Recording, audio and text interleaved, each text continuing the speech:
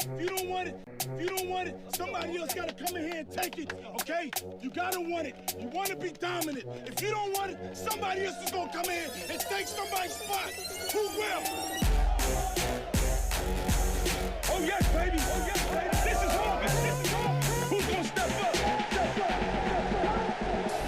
10, 9, 8, 7, 6, 5, 4, 3, 2, 1, 0.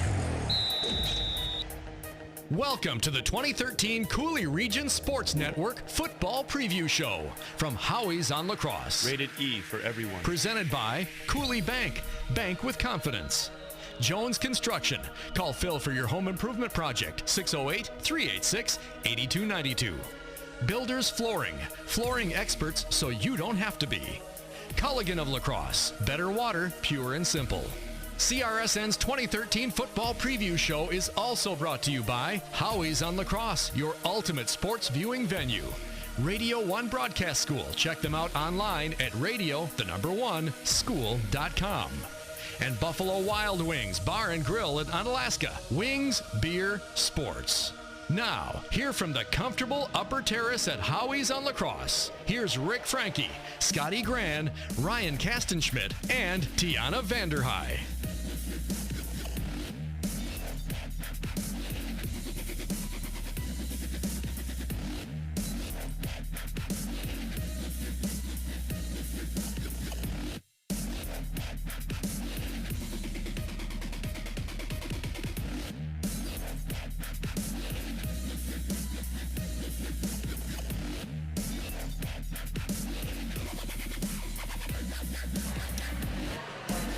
Welcome to the Coulee Region Sports Network Football Preview Show. Rick Franke along with Scotty Gran introducing a couple of our new CRSN staff. To my left here, or is it your right? I'm not sure how it works on this whole camera business, but we're learning it as we go along. This is the only Ryan Kastenschmidt, who is a graduate from Onalaska Luther, track star, he'll tell you that, and former football player with the Luther Knights. And past him and to his left or your right, however that works out again, is Tianna Vanderhei. And she is the reigning 2012 Miss Lacrosse Oktoberfest. Isn't that accurate? Did I get that right? That's correct. That is correct. And, of course, she will be with us for each and every game under the Friday night lights, except for when there's Oktoberfest duties to take care of. That's something that I might not be either. He likes to celebrate his heritage. Yes, he does. Without any question. This show we're doing today is all about football, not just here in the Coulee region, but also talking Badgers, also talking about the NFC North, which we'll do a little bit later on in the program. We are lucky to have the coaching staff from Bangor to come on in. Scotty's alma mater. Yes, he did even play for Coach Kravick. We'll have Coach Kravick along with Coach Mullenberg and the guys. Scotty, you're going to break it down with them. Yeah, and again, Bangor bringing back a lot of key components, and we'll talk to them Don't about break their it down prospects. too much now. This is just the welcome to the show part. I cut it off. It's all good. Just kidding with you, buddy. You know how it is. It's all good. You know how this thing works. We're also going to have an interview with the head coach of the University of Wisconsin Lacrosse Eagles, and that is Coach Joel Detweiler. And Tianna, you'll have a chance to talk with him, kind of break down where the Eagles expect to be this season. Yes, I will. I'm going to be a junior at UWL, so I'm a big Eagles fan. Just kind of touch base on some of the upperclassmen he has coming back. Strong group of leaders coming back to really take on those newcomers and show them what they got. Try to advance from the 4-6 season that he left off of in 2012. There you go. We'll have that coming up in a little while. We'll also break down the Coulee Conference. Tianna did talk with the head coach of the West Salem Panthers in Coach Wayne Sackett, so we'll have that interview included, and then Scotty and I, along with Ryan Kastenschmidt, will break down the Coulee Conference. Should be a good competitive battle. Then we'll have a visit from Coach Yashinsky from Onalaska, Coach King from Holman. We'll have Coach Service from Central, and then, of course, Coach Lee, the new head coach of the Aquinas Blue Goals. That's coming up as well in our roundtable with the Mississippi Valley Conference. Yeah, good conference this year, and all the coaches would agree. Good competitive football. We'll talk to them about that. And, of course, we want to thank Howie's, Ryan Johnson and Howie's on Lacrosse. It's a great place. It is your ultimate sports viewing venue. and big screen TVs all around the area here. Upstairs is where we're doing the show so from. Tianna can watch Russell Wilson in the background. Yes, but go ahead, Rick. you can book it for your fantasy football drafts. Great place to do it. They'll have the Wi-Fi set up for you and all that good stuff. And of course, we got to thank all our great sponsors for making it a possibility to be able to do this kind of stuff for you. We're going to be bringing you high school football under the Friday Night Lights. We'll be on the hardwood this season. We'll be out on the ice. We'll be everywhere. There's local sports right here on the Coulee Region Sports Network. When we return, we're going to come back with Coach Detweiler and Tianna's interview. This is the Coulee Region Sports Network Football Preview Show. Hoo-ha! Don't leave your Monday morning quarterback chair. More of the CRSN Football Preview Show from Howie's in a moment. Cleaning hard water spots takes time and effort. Be sure your water softener is working properly. Your Culligan man can make sure any brand water softener is working by performing a 10-point inspection. For this special offer, call and say, "Hey, Culligan man." If the world's getting smaller these days, then why do you still search and search for your ATM? Because every time you want your money, another bank's ATM eats some of it. Introducing Kasasa, where you get refunds on ATM fees and other rewards like cash, just for using your free checking account. Make any ATM your ATM. Kasasa, carried locally at Coulee Bank. Do you, Kasasa? Builders Flooring in Onalaska is the place to go for the best selection of wood flooring, tile, natural stone, carpet, laminate, and vinyl. Builders Flooring is conveniently located at 1009 2nd Avenue Southwest, just north of Nutbush in Onalaska. The expansive showroom is open to the public Monday through Friday from 8 to 5, or by calling 608-779-5366 for a special after-hours or weekend appointment. Builders Flooring in Onalaska is a proud supporter of Coulee Region Athletics. Builders Flooring, flooring experts, so you don't have to be. On the road to Friday Night Lights, you'll hear the words focus and concentrate. When did Mr. Miyagi become a football coach? Wax on, wax off. Breathe in through nose, out the mouth. Welcome back to CRSN's Football Preview Special from Howie's on Lacrosse.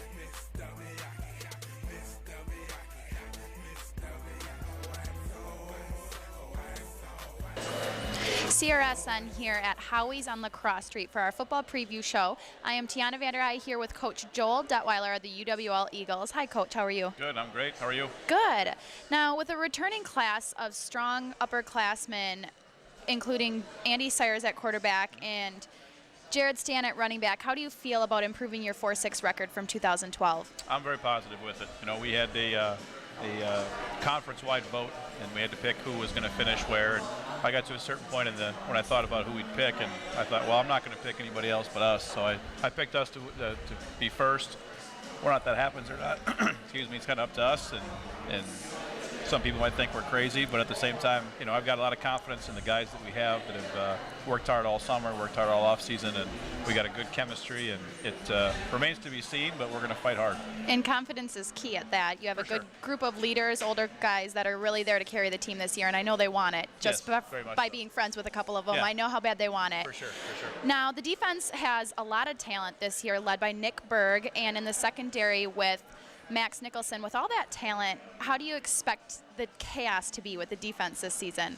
I think that they're going to carry the load early. You know, we've talked about that being the defensive coordinator too. It's something that when I'm in the room with the defense, you know, it's a little bit different than being the head coach. As the head coach, you have to kind of make sure that you're talking the same to both. And I'm not going to hide anything from the offense, but I'm going to speak to the defense in terms such that, you know, hey, we have to carry this team until the offensive line and the offense can get going. Right. And we have the most experience, and it's kind of along the lines of, you know, to whom much is given, much is expected. So there's a lot of talent there, a lot of good football players, a lot of kids that I trust, that I think trust me, and, you know, there's high expectations. We've got to be able to play good defense.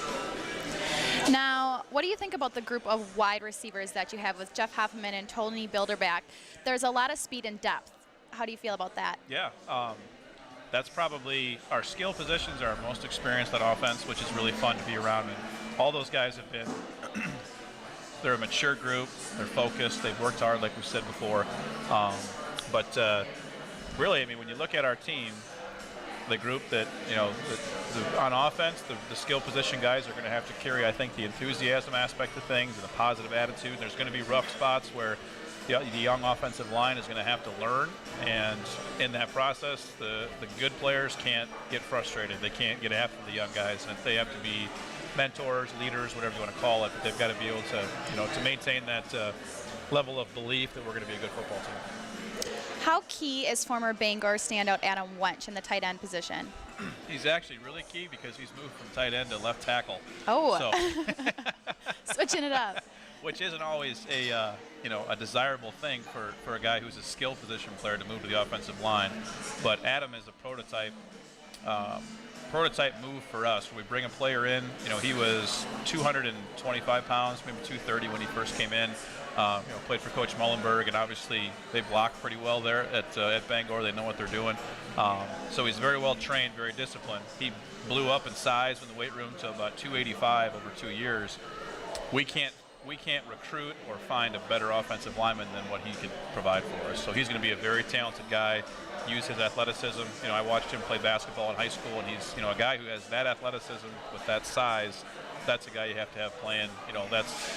That's as good as we can get at our level for a guy that can go out there and help us win games. Definitely, and with that versatility helps a lot. No question, no question. How much are we going to see former Aquinas standout Tony Favre? Quite a bit. He'll actually be in that receiver group. I'm really looking for Tony to I think this needs to be a breakout year for him. He's kind of had injuries here, so on and so forth, but he's very smart, very good with his hands.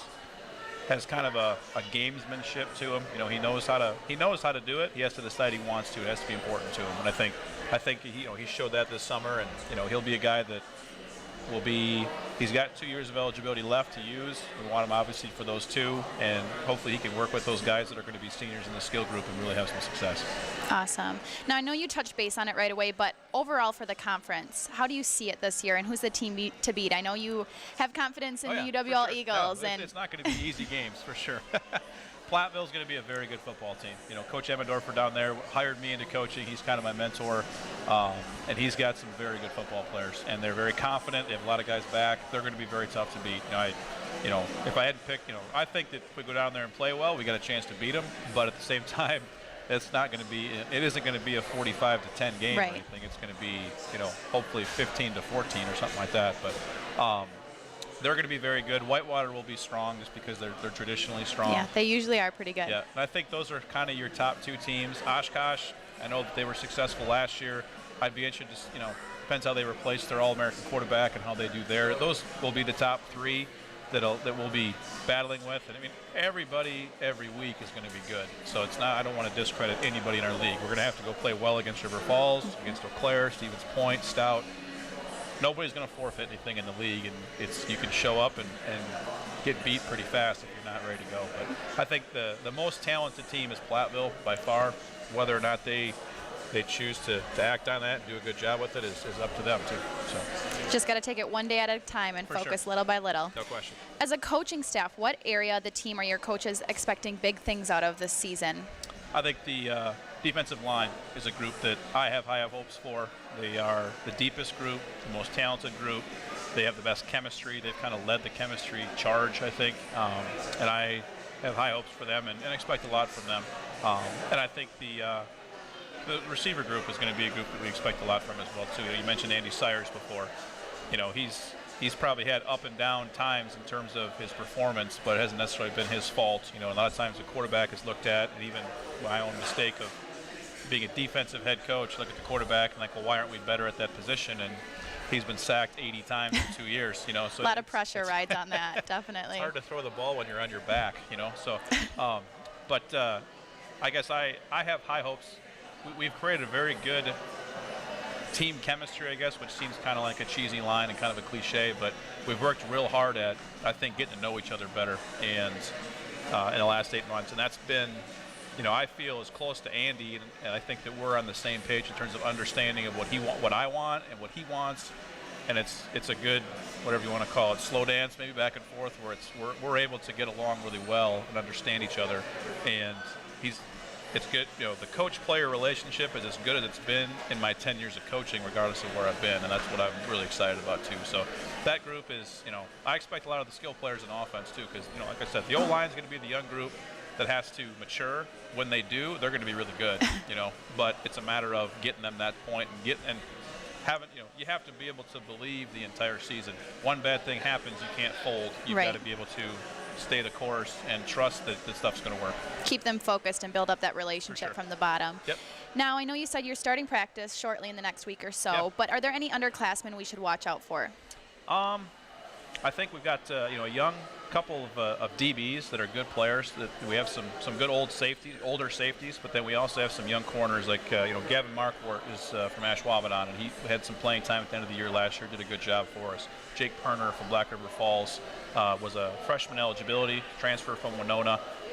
Has done a good job, and I think he has a chance to be very good too. Jordy Pendergast on defense is one of our linebackers. Freshman last year. He might be one of our best backers that we have. I think when you look on the offensive side, you know, obviously Adam stepping in at left tackle from Bangor, Adam Wunsch. Like I said, I'm excited to see him. We have a couple other, you know, young linemen. You know, a local young guy that is, you know, Sam Leinfelter from La Crosse Logan High School. Is big, strong kid. You know, probably as strong as a lot of our guys right now. Once he picks up the speed, I'm excited to see him and see where, you know, how he does for us. We got a, you know, I guess both high school coaches that have been here. Coach King, we've got Austin Fuhrhelm is going to come. He played corner in the All-Star game. He'll come in, our local kid. So those are just a few guys. I know I'm not mentioning all of them, but we've got our freshman class coming in. We have 50 kids. We're excited about. I mean, we have a great, almost every position group. We have a great group of kids, which we're excited that we probably haven't had as good a class as we've had as we have this year. That's great. Now, one topic I'd like to touch base on is with the Major League Baseball scandal and performance-enhancing drugs, excuse me. The NFL is trying to pass a testing system with the Players Association now. How do you feel that'll change the face of football, NFL-wise, and throughout the board, high school, college, all levels? I think that the biggest thing that I've noticed, being a former strength coach myself and being in the weight room a lot, being around kids, and then also having it here now, too, with our current strength coach, Kevin Schultz, it's really education, you know, and getting them to understand. It isn't so much I mean, obviously steroids have a negative effect from a health standpoint, and you can see people that'll have different forms of cancer afterwards and that type of stuff. I'm not sure that really deters kids, you know, and I think that what can deter kids is the cost and what it takes, and it's, one, you find good kids with good family backgrounds, and then you show them that through basic nutrition and taking care of their body and making good choices, that they can get all the benefits that they would have, and it doesn't cost them nearly as much as it would, and two, it's not illegal. You're not going to have the serious repercussions in the long run for your actions. Yeah, your bank account is good. You're not going to jail. That's important as a college student, definitely. But I think that's the, you know, it's funny how a lot of stuff filters down from the NFL game to the college and high school and everything else. You can look at it from showboating to how you tackle to all these different things. Right. They're role models. Yeah, and that's one of them that you have to be very careful of, and I think that if the NFL does crack down, that's nothing but positive for us. You know, if it becomes you know, it's kind of like people learning that smoking's bad after a while. You know, it's the same concept. But the more that we can get our kids understanding that, and then feeding the kids ourselves in terms of getting them to understand, hey, this is a good way to do it. This is the right way to do it. And we kind of, you know, Coach Schultz, he's got his own little cult going with our guys. You know, we have a sports nutrition program that, you know, he provides everything they need, tells them when to take it. You know, hey, you can go to, you know, I'm not against GNC, but you can go to GNC and you can spend $50 and kind of know what you're doing, or you can spend $50 with Coach Schultz, and he'll make sure that everything that you get is plan it out for you. Exactly what you need. So education, understanding, and that's you know, something that we recruit very heavily with too. I mean, we're the only place in the league that does that, and might be one of the only D3 schools in the country. So. Awesome. Well, reporting from Howie's on La Crosse Street, I'm Tianna Vanderhei. I'd like to thank Coach for being out here today. Wish you the best of luck on your season this year. Thank you so much. Appreciate it. Thank you. Hey Rick, do you and Scotty really believe there's going to be enough room for the two of you in the media box? More of the CRSN football preview show from Howie's in a moment. Qualifications and rules apply. See institution for details. Hi, I saw your ad for a checking account that earns interest on my money. Oh, yes, that's our plutonium account, and it requires $50,000 to open. What? How am I supposed to grow my money when I can't even afford to open the account? Introducing Kasasa, free checking, where even the smallest balance earns high yields, plus refunds on ATM fees nationwide. Try Kasasa.com. Kasasa. Kasasa, now at Coulee Bank. Member FDIC. Jones Construction, specializing in residential remodeling. If it is in or on your house, Jones Construction can fix it, update it, or add on to it. Kitchens and bathrooms, countertops and backsplashes, windows and doors, siding and decks, you name it, Jones Construction can do it. Owner-operator means hands-on from start to finish. Fully licensed and insured with over 20 years experience. Contact Phil with Jones Construction today, 608-386-8292. To clarify for the CRSN staff, 2-a-days did not mean it was 2-for-1 burger night at Howie's. Sorry, Rick and Scotty. I'll have a hamburger, for which I will gladly pay you Tuesday. Welcome back to CRSN's Football Preview Special from Howie's on La Crosse.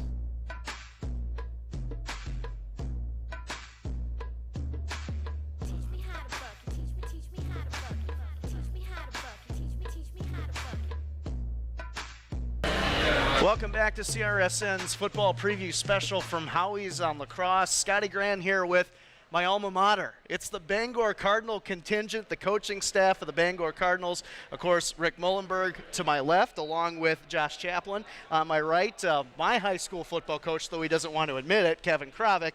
And, of course, Jordan Laufenberg. So, Rick, I want to ask you first now, so many good seasons over the last, how long, 14 years now, 15 years you've been with Bangor? I mean, so many successful seasons, especially the stretch of the last 7. What's your expectations for the Cardinals this year? And there's a lot of questions about, is this the year with all these returning starters you have? State-bound possibly? I don't want to throw it out there right now. It's a little early, but what do you think? We'll never talk about that, quite honestly, unless that would happen. We do have high expectations. We look at, we want to contend for the conference championship every year. I feel like with 7 returning starters on offense and 7 on defense that we have a legitimate shot if we stay healthy and we continue to progress. Yeah, and 2 of those guys, of course, Caleb Miller's back, J.J. Hunt's back on the offensive side, and those 2 are going to get really the focal point of the media attention. But what about Andrew Lockington? A lot of people aren't talking about this kid. I mean, he didn't play a lot last year, but when he got a chance to come in, he looked like another running back that maybe could develop into something. Mm-hmm. And Andrew started on defense for us as well last year, and then we converted him to tight end last year. He got on the field quite a bit. We do expect more out of Andrew this year. I think he'll be a very solid player for us. And then with the guys that we have up front with Benny and Gunner and the guys we have up there, I think that'll bode well for Andrew as well. Yeah, you talked about Benny and Gunner and the size, and I mean that's a lot in the Scenic Bluffs because there's not a lot of teams that have that size factor. Maybe Hillsborough to some degree, but you look at your front lines and you'd have to be pretty happy with what you got. Absolutely. The 3 guys that are returning starters, Rob Martin, Ben Pint, and Gunnar Horseman, did a great job for us last year, and they're picking up right now where they left off. And then we're filling in Trigby Anderson. We moved down from tight end. He's doing a nice job for us. Our center position is still kind of up in the air right now, but we have some kids that are really stepping up. Let's go ahead and talk to Kevin Krovic. And, Kevin, you've been, with Bangor, off and on for a while. And now how many years now as defensive coordinator for this group of coaching staff you've been with? Well, I'm heading into my 6th year now. Every year is like a new one because I never commit to Rick on a 1-year basis. when he brought me on 6 years ago, it was. We haven't lost the intensity, that's for sure. No, and I'm really enjoying it, so we're okay. Rick touched on Ben Pint and how important he was last year to your offensive line, but also a defensive impact player as well. And he's one of those guys that he's got some good size, but he's got great feet as well. I mean, what do you expect from him? Because really, he's one of those guys that just gets in there off the first step and just causes havoc. Right. Ben was a unanimous choice on offense. And on defense, he's a space eater. He really is. He's 6'6", 245.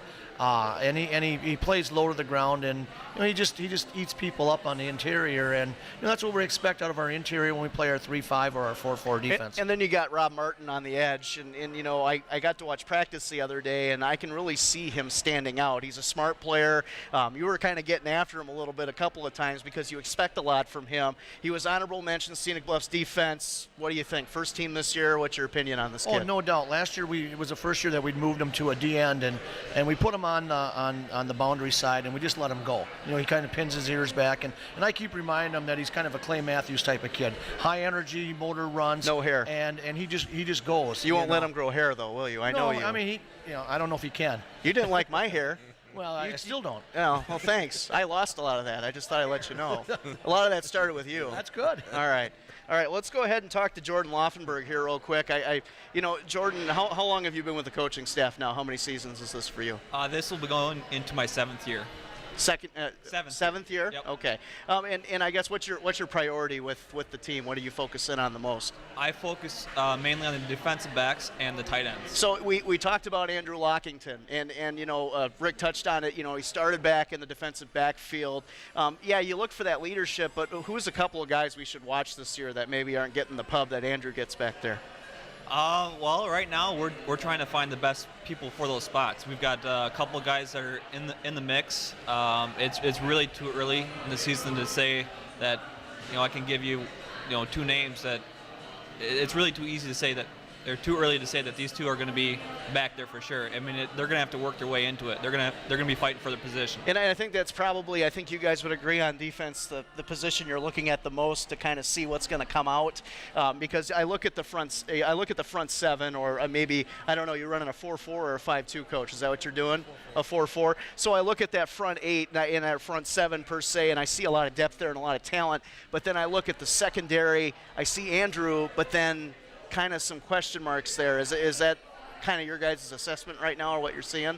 Yeah, that's what we're seeing. Like I said, we got a couple kids fighting for those spots, and whoever can win it is going to have to work hard, because it's going to be pretty competitive for that spot. Don't worry, Josh, I'll get to you, but I got to ask Kevin this question here real quick. Now, Kevin, I heard you at practice the other day, and you were really getting after the DBs. One thing I know that you really preach on is you don't want to get beat in the air. I remember that when I played, though I did get burnt quite a bit. We won't get into that. But you were very vocal about, we will not get beat in the air. We will not get beat in the air. And really a lot of these teams in high school football, the run is the focus. So that's one of those things that you really don't want to tip your hand on.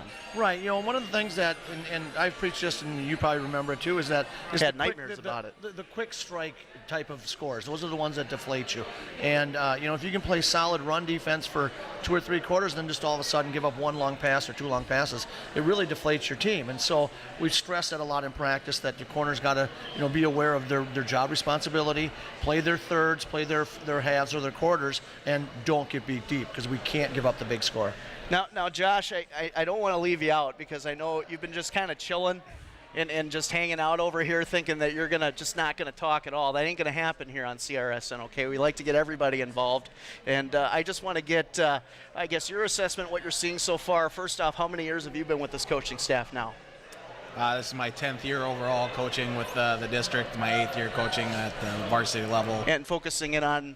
I coach running backs and linebackers. And you've done a good job with that. So and he's also our school psychologist. Is he really? Absolutely. Man, do I got a job for you. Oh, I've already. I tell you what, I don't pay very well, so I'll tell you that right now. But let's talk about J.J. Hunt. I mean, you lose Alex Myers and Peters as well, and now you got J.J. Hunt coming in. He's supposed to break into his own this year. I mean, I tell you what, didn't get a ton of carries like those 2 did, over 100, but still 868 yards and 12 touchdowns in that short amount of time. Really, the feature short yardage back in a lot of situations. Would you agree with that last season? That's what I saw. Yeah, he got a lot of. He didn't get a lot of carries, but when he did, he made the most of his carries. And JJ's not quite as big as Adam or Alex were last year, but he's a much more shifty runner than those other 2 at times. Yeah, you talked about Adam and Alex and the impact that they made back there, but you guys have had so many good running backs through the years, and then you can go all the way back to when Nick Crosse played too, back in '98. I mean, the Bangor's been known for that running attack. But really, what do you think JJ does differently that maybe those two didn't do that you guys can capitalize on as a coaching staff? I think JJ's, not that those other two weren't smart players, because they were, but I think JJ knows the game of football, and he's a football player. Yeah, and that's a big deal. I mean, football smarts compared to, and having that instinct is so huge, especially with the offense you guys run. And Rick, I think you know that. I mean, through the years, I mean, you can plug a guy in any position, but if they don't have the smarts to understand the offense and where their cutback lanes are going to be, especially with the style of football you guys play, that could be a detriment for your season. Yeah, absolutely. JJ his vision is very good. And that's the one thing. If the yards are there, he'll get them. He's tough. He's at 180 pounds, but he squatted 385 coming in, so he's got good leg strength. He understands his role, what he's supposed to do, and I trust him in any situation with the ball. Absolutely. Well, let's talk about the conference now. And I know that you guys have to be somewhat politically correct because this is just kind of a preview show, and you guys kind of understand what you're going to be running into through the season. I mean, I've penciled in some games already, and it's a 3-week stretch where you got on September 6th, you got Necedah, you got New Lisbon, and you got Hillsboro back to back to back. And those three teams right now are probably the teams you guys have to look at to be maybe possibly a contender with you guys. I look at the Scenic Bluffs this year as a little bit stronger than in years past as far as talent goes and as far as maybe level of play. I think, in my opinion, you guys are still probably the best team in the conference. That's my opinion. Maybe I'm a homer. It's my opinion, so take it, you stop and take it for what it's worth. But you take a look at all these teams in general. I tell you what, Hillsboro is bringing back a lot of big kids. They're bringing back a lot of talent. What do you think? I mean, do you think that they've been a contender now? What, 11 straight years they made the playoffs? Mm-hmm. So they're in there every year. What do you think is different about them than other teams in the conference? They return more kids that were on the all-conference list than anybody else. You know, and that, you kind of go by that, I guess, to start out with before anybody plays a game. So based on that, they would have to be odds-on favorite. Necedah's always tough. Perennially, they are tough. New Lisbon, they have a couple kids that scare you on every single play. Mm-hmm. The quarterback. Mm-hmm. Yeah. Colin Peterson's definitely a good player. I think we'll be in the mix. If we stay healthy and we play well, we should be right there with those guys. You're right, though. That's a 3-week stretch that is very detrimental. I mean, that will, for us, tell us whether we're in or we're out, you know, if we have a chance. Kevin, if I could get your opinion real quick, because you've been involved in this conference for a while, too, just like Rick, but I look at Necedah. Now everybody's concerned on the Necedah side of the ball that Chris Manning, the player of the year, is gone, okay? But they bring back Jesse Kruba, who is not a bad running back in his own right. And I tell you what, Necedah always brings back, it seems like, 1 or 2 playmakers that kind of make you scratch your head, and they're always pretty good-sized team. Do you look at them as possibly just, I guess, reloading this year, or do you think they're going to be a contender again this year? Well, you know, being the defensive coordinator, what I first look at is what their offensive line can do. You know, the backs can only run through holes that are given to them. And unless you have a kid that's about 6'4", 245 kind of kid that can make his own holes.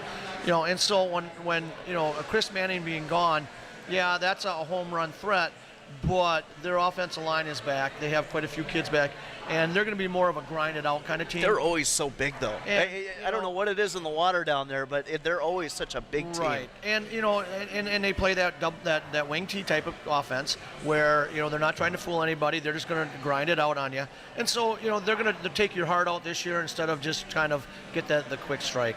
Yeah, and you expect that. So let's go ahead and talk to Jordan over here. I want to get your take on New Lisbon. You know, Rick kind of touched on it, but, you know, Cullen Peterson's back. I mean, you know, they played you guys pretty tough last year. I think it was 33-27, if I'm correct, if that was the final score. So, I mean, that was one of those nail-biting games that you guys had. You had a couple of them, and that one was really tough. But the thing is, nobody talks about their defense, but they fly. I mean, they got some guys that can run around the ball and make some plays, and they got a couple edge guys that'll make you worry a little bit in the backfield. Do you think that that's going to be the same philosophy they run this year to some degree? Are they going to be risk-taking or not really? Their defensive coordinator's gone this year, so it'll be interesting to see what they do defensively against us. I imagine that they did a nice job against us last year, so that they'd probably implement a lot of the same strategies that way. And they always play us tough. They do. They always give us a tough game. I know they lost Hashke, and he had 150 tackles last year. I mean, that's going to be pretty big to replace. I mean, I get that, but you talk about losing that in the defensive coordinator, but they still have some pretty good size up front, do they not? For the most part. Pretty decent, yeah. I mean, they'll be competitive, definitely. Yeah, coach is nodding his head over here like, what's this guy talking about? I don't know, but you got something to say or what? Well, New Lisbon is not your typical punch in the mouth kind of team, and they never have been ever since I've been in the Scenic Bluffs. They're more into the finesse and athletic type of kids, and they make you work for everything you get, and anytime you make a mistake, they capitalize on it. Let's get Josh's take too on the conference while we got it here, and then we'll go ahead and wrap everything up. Just kind of get you guys down to enjoy the ambiance here at Howie's on Lacrosse, your ultimate viewing venue, and we're very happy to bring you the Coulee Region Sports Network football preview special here. I want to talk about a team that always seems to kind of give you guys some problems, and it's Brookwood. And I don't know what it is about Brookwood, but whenever Bangor has to play Brookwood, it's one of those teams that they never really impress, but for some reason defensively they kind of rally around some things, and they kind of really look forward to playing the Bangor Cardinals. Do you expect the same thing from them this year? I think we get everybody's best shot every game. Brookwood always has. All right, Alabama Crimson Tide, keep on going. I think Brookwood always has some good-sized kids, and they're coached well. Yeah, I mean, again, they're looking for. They haven't been to the playoffs since '07, but the thing is, they always play hard, and they're one of those teams this year. I actually think they might be a dark horse. They might surprise some teams. Rick, do you agree with that? I mean, I think so. They got some kids coming back, and people aren't talking about them too much. But I mean, it seems like they're in the mix all the time, and really this year they're bringing back more than they've had in a while. Yeah, you talk about they always give us a hard time. The year we went 12-1, they were 0-9, and we beat them by a touchdown. So you wouldn't expect that to happen. But they do. They give us fits for whatever reason. Some of the things that they do, it's just they match up well with us. They have good size almost every single year. They have one or two skilled kids. I think a couple of the years they were about one person short from beating us. So hopefully this year they aren't a dark horse. Do you think they may have possibly quietly maybe one of the better backfields in the Scenic Bluffs with Luxton coming back, and then they also got Paul Ryan coming back too? Is that? I think so. They're both of those guys, but the guys that they have up front, it's going to be a concern. When we get to that week, hopefully we're still healthy and playing well. We'll just kind of take it at that then. So I guess now I don't want to go over the top here, but how confident are you guys feeling going into this season that making the playoffs again? I don't want to call out. I think you guys are going to win the conference. That's just my opinion. Okay, but winning the conference and maybe making that playoff run that you guys have been looking for a couple of years now. You think this is the time? It's tough. I mean, it's so hard, especially right now. If I had a crystal ball and we were going to stay healthy, I'd give you a better prediction. I think our frontline guys are very good. We have some guys that worked really hard in the offseason, have a lot of experience there. But you don't know. You lose one person, and for us, that's a starter on offense and defense because they play both ways. So it's hard to tell. If we stay healthy, I think we have a good shot. I really do. But every week when we in the Scenic Bluffs Conference, for us, it doesn't seem like, there's nobody that's just head and shoulders above. We don't see that any year. There was one year, I think it was 2009, where we were that year. Our closest game was 42-6. But other than that, I mean, every year it's been a struggle for every team. It's tough to go undefeated through that conference schedule. You look at last year, we had 3 teams tie for second. Yep. Right after us. So, and we beat New Lisbon. We scored with 14 seconds to go to beat them last year. If that game goes the other way, it's hard to say how the rest of the season went for either one. I think it's really key early on for your team to have some success, then that confidence builds. If you get beat early on, what happens is, a team can go one of two ways, and I've seen both. So hopefully as a coaching staff, we've been around. This is our 7th year together. Kevin's getting older. He may not have remembered that, but and I do want to. You took more shots at UWL too, didn't you? I do want to say that Coach? that having this group together for 7 years, that's been one of the keys to our success. Is we all work really well together. You can see we're all here tonight. We do a lot of things like this together. golf outings, whatever it happens to be, and that's been the key, and the kids buy in. We're there all summer long with them, and I just can't thank the staff enough, because it takes all of us. You know, you take any one of us out of the equation, I don't think you get the same result we've had in the last 5 years. So first game against Melrose Mindoro next Thursday night. Now, Melman's been one of those teams, I think, in the Dairyland Conference right now. Melman, actually, a lot of people are thinking might be maybe second, possibly third, even maybe winning the conference with their speed. They got a lot of speed. And I know you guys were talking about that at practice. I kind of was listening in while I was filming. You know, I don't have ADD that much. I've cured it over the last couple of years, and we won't get into that either. But kind of looking at their roster, they got some guys that are coming back. I guess, how do you look at that game, and how do you want to start the season against them? They're a team, too, that you guys it's been kind of a fight the last couple of years when you guys have played them. It's been some pretty good football games. We've played them a lot. Usually we play them first, right, and then we played them in the first round of the playoffs, I think 3 or 4 years as well. So it's a good rivalry that we have. They have a lot of speed. I will count on Kevin to come up with a great game plan for us to stop that, which I know he will. Is he going to play? Well, if we need him to. There's still a corner spot open, so that'll be a good test. I think they will contend for the conference title in the Dairyland Conference, so that should be a good matchup. I'm looking forward to it. Well, I guess, you know, wrapping it up, I just really want to thank you guys for coming out and joining us here at Howie's on Lacrosse. And, you know, I like the fact that you guys do everything together. I think this is really cool. You guys all decided to come out, even though I invited you. I mean, if Rick invited you, I know it would have been a slam dunk, but I know you had to think about it for a little while, so I appreciate that. Coach Rick Mullenberg, appreciate your time as always. Kevin, thank you very much. Jordan, thank you very much. Josh, thank you guys, and good luck this season. We're going to wrap up this segment. Come on back for the CRSN football preview special as Rick and I preview the Coulee Conference this season and the prospects there. We'll be back. Scotty Gran just deked out your blind side to steal your chips. Get another bag, because there's more of the CRSN football preview show from Howie's in a moment. Hi, I'm Ryan. I'm the owner of Howie's, and I love talking to my guests, and I love making new friends. I've been here multiple times. It's a great atmosphere, and I've always enjoyed the food. My sister said, there's a new place called Howie's. Somebody told me about it and said, have you tried Howie's? We're eating the jalapeno cheese bites. They're very good. Even if you've been to Howie's, you've never been to Howie's. I didn't even recognize it, comparing it to the old Howie's. La Crosse's new favorite restaurant, Howie's on La Crosse Street. Qualifications and rules apply. See institution for details. Bill, where are we going? We're trying to find my ATM. We just passed an ATM. But that's not my ATM. I lose $4 if it's not my ATM. Make any ATM your ATM. Introducing free Kasasa checking with monthly rewards like cash and ATM fees back in your pocket. Visit trykasasa.com. K-A-S-A-S-A. Kasasa, now at Coulee Bank. Member FDIC. Hi, this is Mike, and I'm with Scott the Culligan Man. Scott, I've already got a water softener. Yeah, but Mike, how do you know it's working? Give us a call. We can come out and do a tune-up. We'll test the water, we'll check the settings, give it a resin cleaning, deliver 2 bags of salt. You should be good to go, and all for $39.95.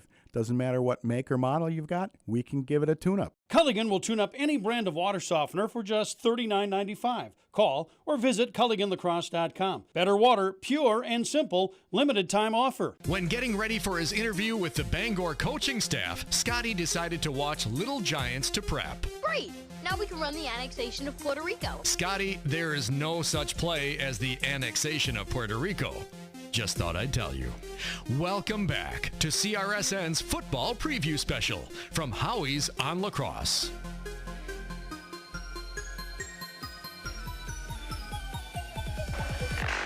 Welcome back to the Coulee Region Sports Network Football Preview Show here from Howie's on Lacrosse as we get into Coulee Conference football, and we expect it to be a pretty good year in the Coulee Conference as you see a couple of teams that I think are going to be fighting neck and neck all season long, but you could even throw a third in there.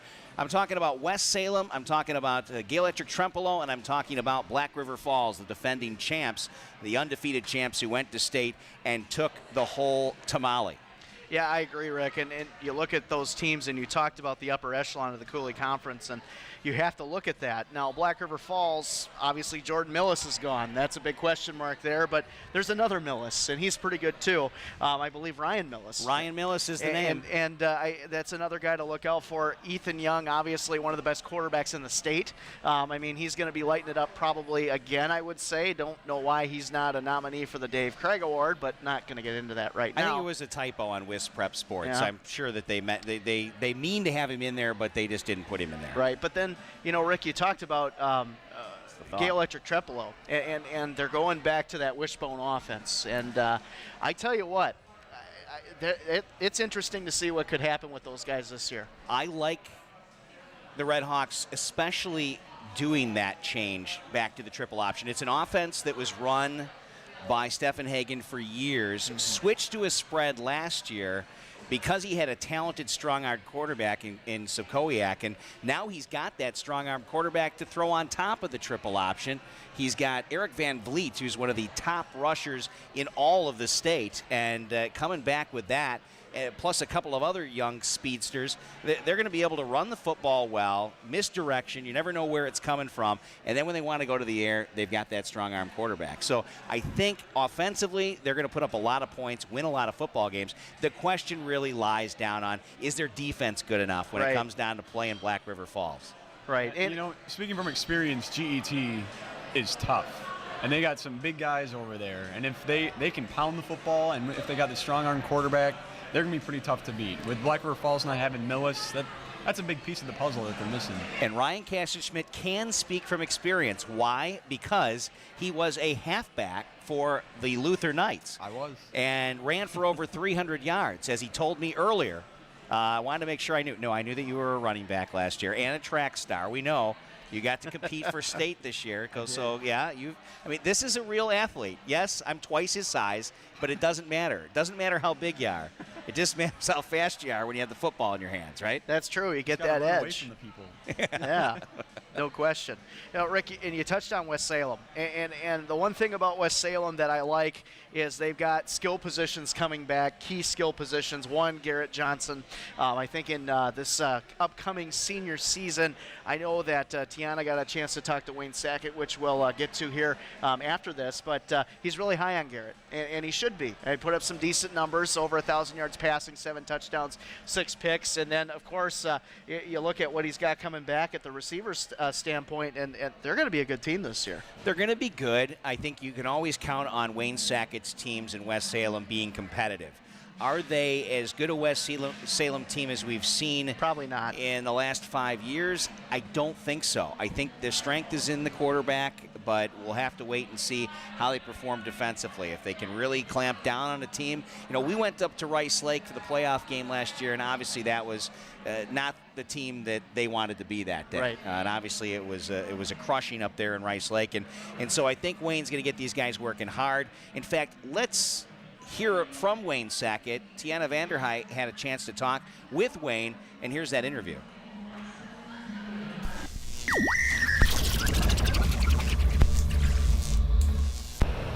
Live with Coulee Region Sports Network, I'm Tianna Vanderhei here with Coach Wayne Sackett. How are you today, Coach? Really excited. It's great to be getting out here and practicing, and coaches are really excited. So it's a great time of year, although checking out equipment, that's always a cumbersome thing that we had to do yesterday, but it's good to be on the field. Good. Takes a while, doesn't it? It does. With 28 returning seniors, how do you expect your squad to be this year? We have some high hopes. Black River's got a lot of people coming back, and they're the conference champs. So we think we got a crew to compete with them and everybody else in our conference. It's kind of a hodgepodge after, you can put the rest of the teams in a hat and pull one out, and we got to be on top of our game. But we're excited about the young men that we have. Good. That's how you got to start out strong. Who replaces the versatile Kevin Martinson at the special teams capacity? That's a good question. It's the first day, so we don't have an answer for that yet. So we got about 3-4 kids that think can take over that job, or it might be a couple kids, maybe one at punter and a different kid at kicker. So we'll see. We got a couple kids that we think we've had a pretty strong kicking game over the years, and hopefully we've developed a couple people to take over that role. Perfect.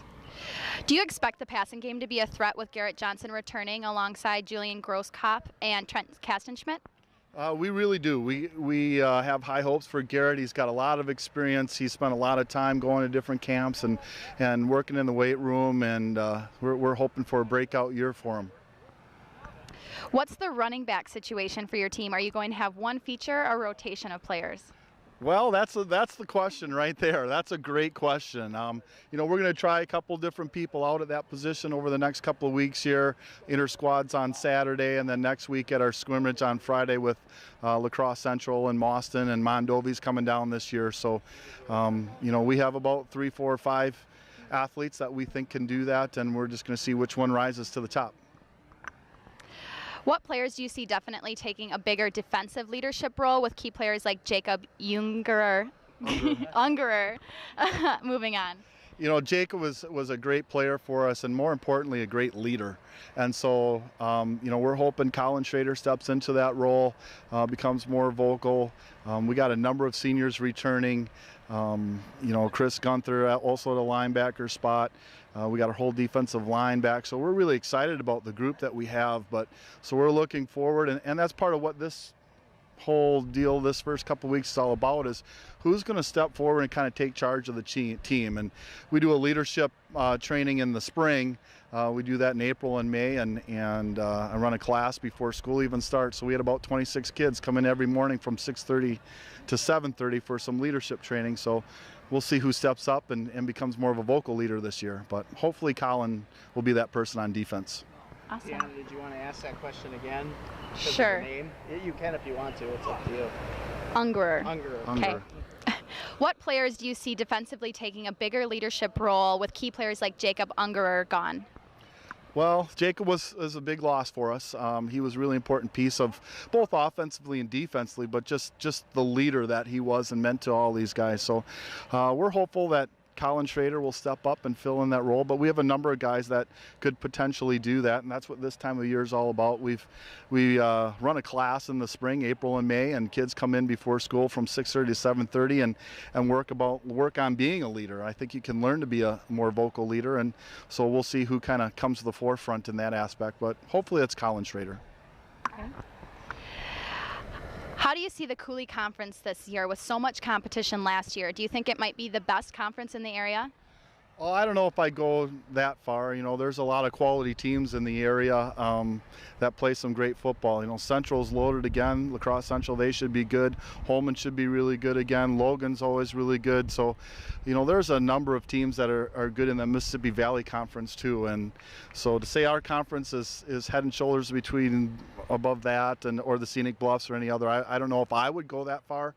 But our conference is pretty competitive, and we play some pretty quality football. So, as I alluded to earlier, Black River's probably the front runner. They're the conference champs, and the only game they lost last year was in the playoffs. So, everybody's going to be, marking them on the calendar, and all the other teams in our conference are pretty good. So we don't have a week off. After the loss to Rice Lake in the playoffs last year, how important is it? I'm just going to start that over. After the loss to Rice Lake in the playoffs last year, how important is it to start off strong with this group? Well, we want to come out fast, and that's part of these 2 weeks is getting in shape, and for the kids that haven't done too much, and make sure we're all on the same page. So we'd like to start fast, but we got some questions that we need to answer before our first conference game, week 3 against GET. So we're going to get a lot of answers against Duran week 1 and against Onalaska in week 2, and we probably have the toughest schedule that we've ever had. So it's be good to get a couple wins and get some confidence heading into our conference season. So, we'll see. We have some question marks that we got to get filled at running back, and then on the back end of our defense at safety. And before conference, you have a couple tough games. You're going to be playing Duran Panthers, and some are picking to be in Madison Division 5, and then following week the Onalaska Hilltoppers. Yeah, they're two quality teams early on there, so always in the playoffs, always do good things. Tom's doing some nice things over at Onalaska.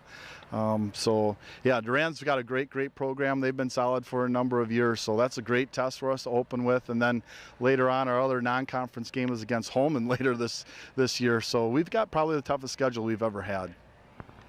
Awesome. Well, thank you so much, Coach. I appreciate it. And this is Tianna Vanderhei with Coulee Region Sports Network. So there you go. We hear a little bit from Wayne Sackett. Wayne telling us what he's got in store for this season. And as you mentioned, Scotty, we knew Garrett Johnson is one of those things that he's hoping for. He's going to have a big year.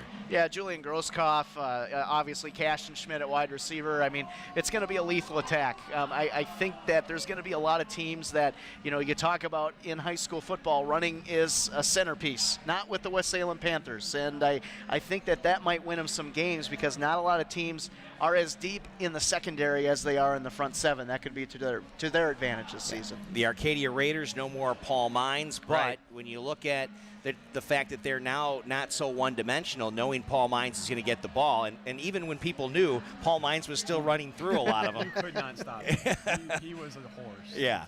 He's a tough guy, but he's gone. But now they're going to go with kind of a running back by committee type of deal, and so now you don't know who's going to get the ball. It might make them stronger. You don't know.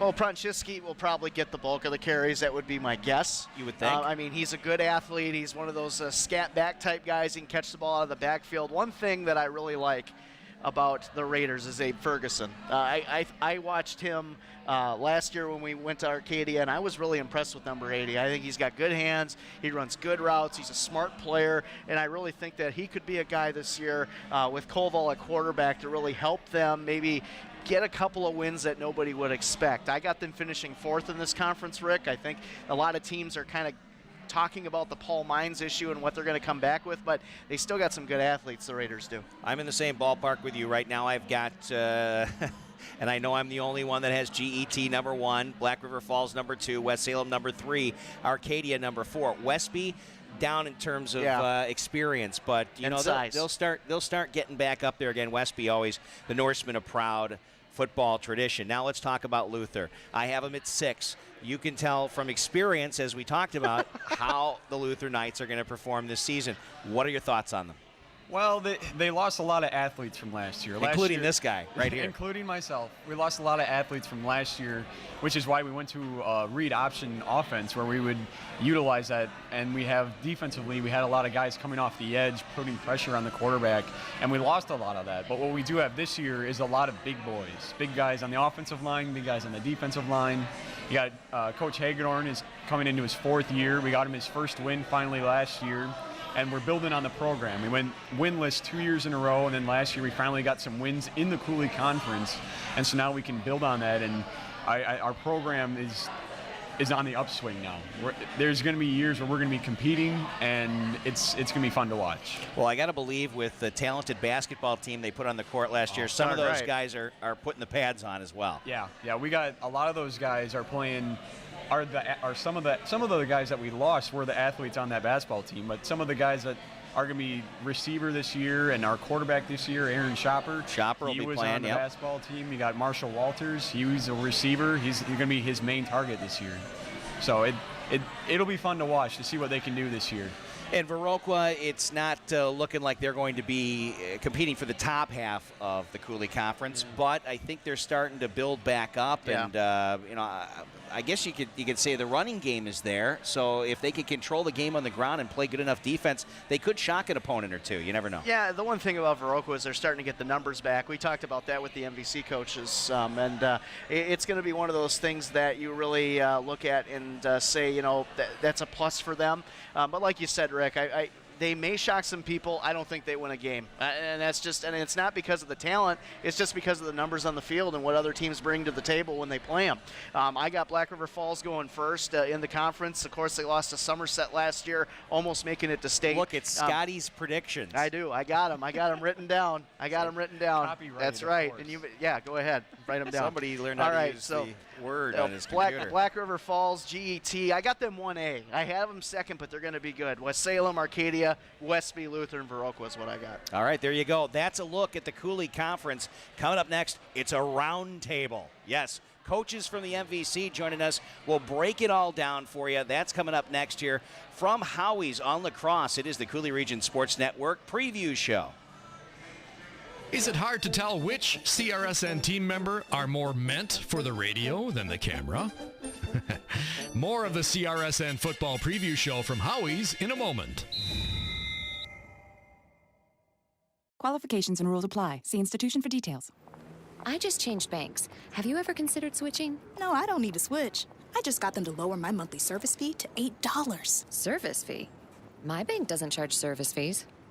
Introducing free Kasasa checking. No monthly service fee, plus you can get cash or extra savings and refunds on ATM charges.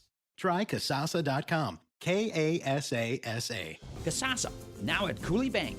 Member FDIC.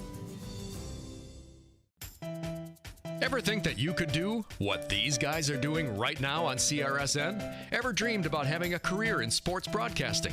There are good jobs right now for play-by-play announcers, sportscasters, and sports directors at great radio stations all over the country. At Radio 1 Broadcast School in La Crosse, you can get trained and ready for your new radio job. Get on our website, radio1school.com. That's radio1school.com. Hey, Culligan man.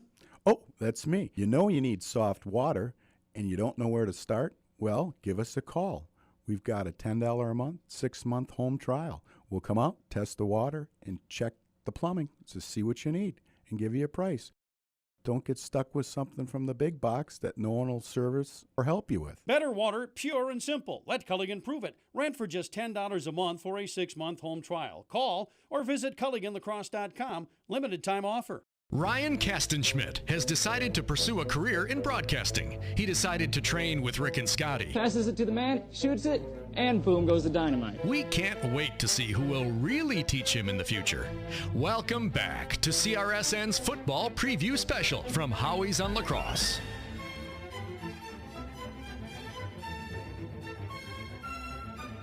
All right.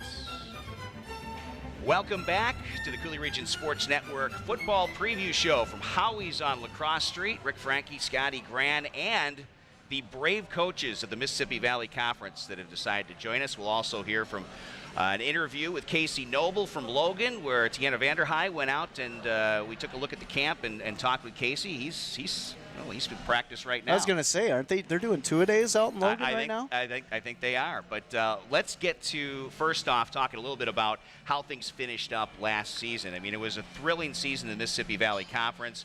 It came down to a finish between Central and Holman for the top spot in the MVC. Central wins the conference, but you got to mention Logan in the conversation, even though Casey's not here to talk about it. An amazing victory against Menominee in the playoffs, knocking them off for the first time in 20 years. I think it was the first time in 20 years they had continued winning first-round playoff games. They win on a Hail Mary, a 50-yard pass, and then for Coach Service, it's they gave it to you there in the second round of the playoffs. And let's start with Coach Service here. If you could hand him the microphone. Coach, it was an interesting finish to the season, and obviously for Central it was a great year for you, and you've got some returning talent that's going to continue with that running game, and there's a couple guys I want to ask you about, but kind of take us through how things finished up for you and how you think that's going to be for you starting up the season. How did it build this team? How did it build character?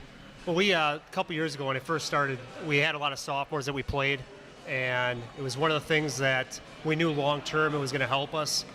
So last year they were juniors. We had a good junior group. They're a competitive bunch. They hate to lose. They work hard. So they had a nice run. We had a real close game with Holman. It was back and forth, and it ended up going to us. We kind of took that momentum. We went into the Logan game, doing really well. We struggled in that game. They made some mistakes. They also played very well, and that kind of started their role. But we were able to recover from that, win our last couple games. Had a tough opponent in Merrill in the first round of the playoffs. We're able to come back from behind in that one. We were trailing at halftime.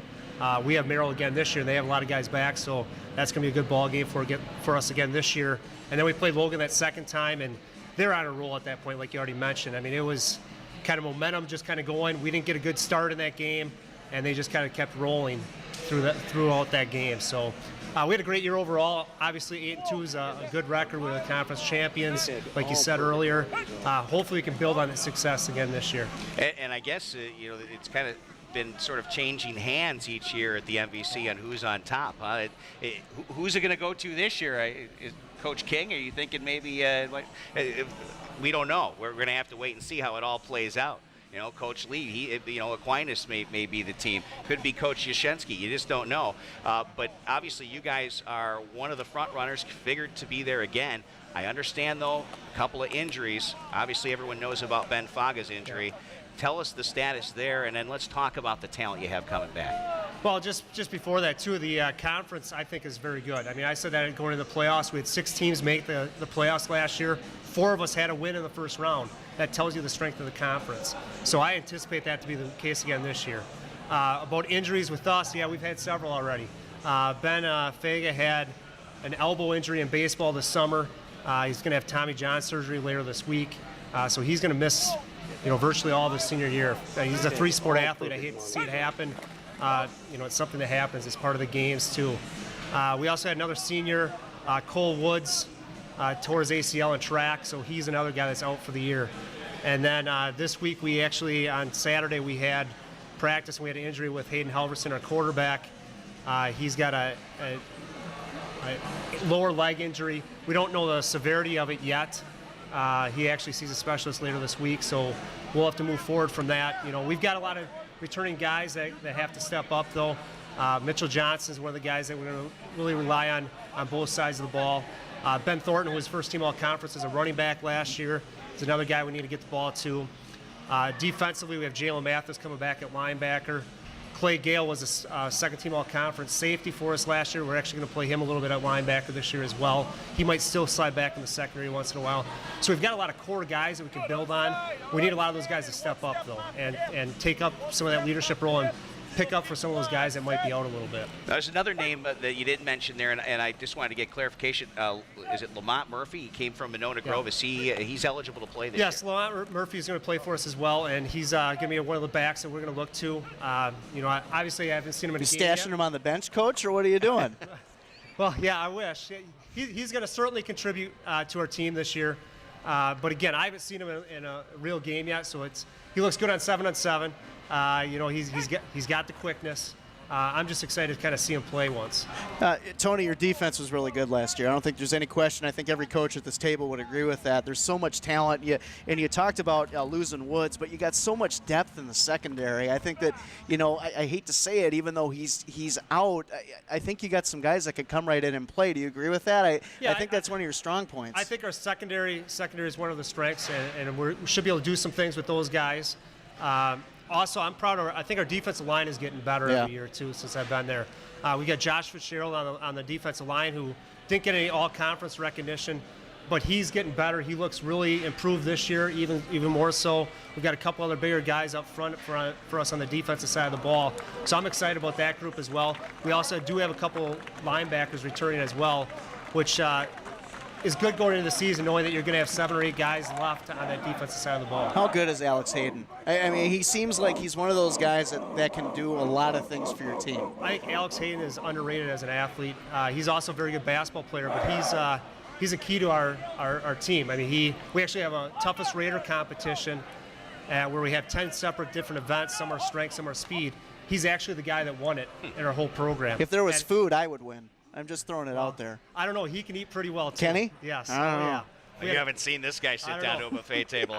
I might take Alex on that challenge because Alex can put it down, too. So, but anyways, he's going to help us, obviously, in the passing game as a receiver. Mm-hmm. He's going to play some linebacker for us. He might be one of the guys that helps step in for Faga's spot, too, on the defensive side of the ball. Okay, let's hand the mic over here to Coach Lee. Now, there's some young coaches at this table, at least in terms of number of years with their squads. Steve? Young? And then there's Steve. We're going to talk to Steve. We're letting the young guys go first, Steve, but we'll get to you soon. Coach Lee, you're coming into a situation here where you had prior the year a quarterback that was highly touted throughout the state. I mean, everyone in the state of Wisconsin and outside of the state of Wisconsin had their eyes on that quarterback. Now, obviously people are wondering, inquiring minds want to know, Coach Lee, what's the next step here for the Aquinas Blue Golds at that position?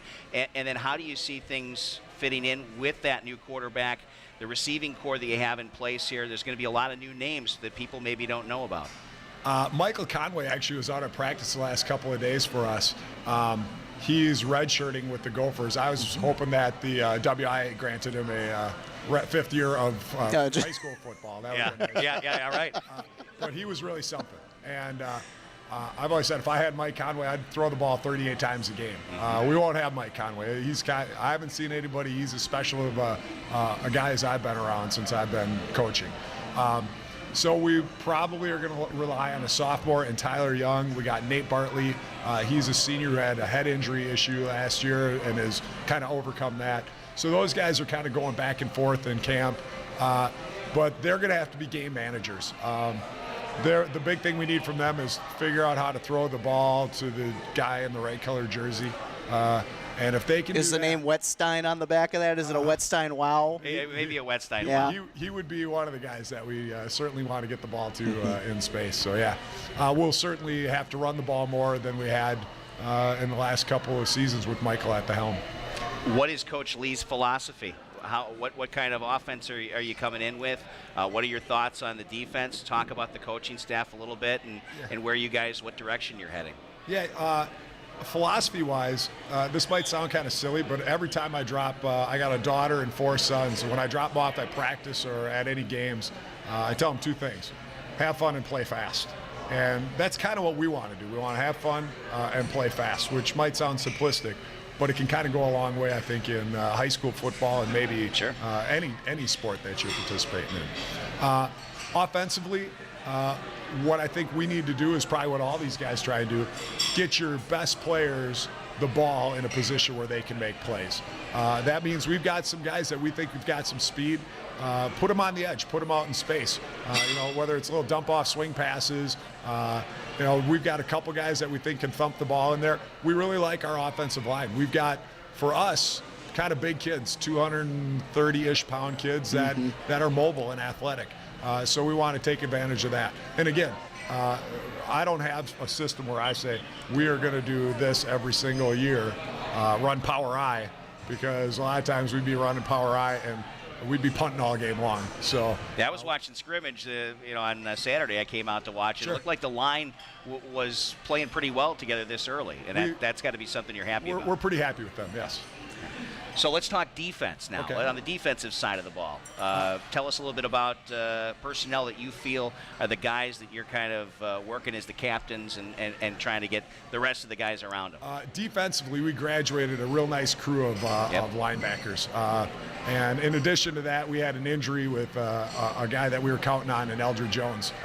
He went up and down the court 3 times in summer basketball, and on the 3rd time came down funny, told me his knee hurt him. It was either going to be 2 weeks or 3 weeks or 2 months, he said. So I said, let's take the 3 weeks one. He called me after his MRI in tears, saying, I'm out, and he's out for 9 months. And Tony and I were just talking before. You never rejoice in, I'm sure Tony's saying, man, thank God I don't have to play against Eldred. And we're thinking, man, I'm glad we don't have to play against Franke. But that's a shame when kids lose their entire senior season. Absolutely. Like that. Yeah, and Eldred was honorable mention defensive back last year for the MVC, so that's a key component. Now, Rick and I did a couple games and got to watch Aquinas last year, and I was really impressed with Josh Lucy. Yes. I really think that kid has got a nose for the ball. He's smart. He's got great intangibles. I mean, what do you think about him and his progression this year? What do you expect? You know what?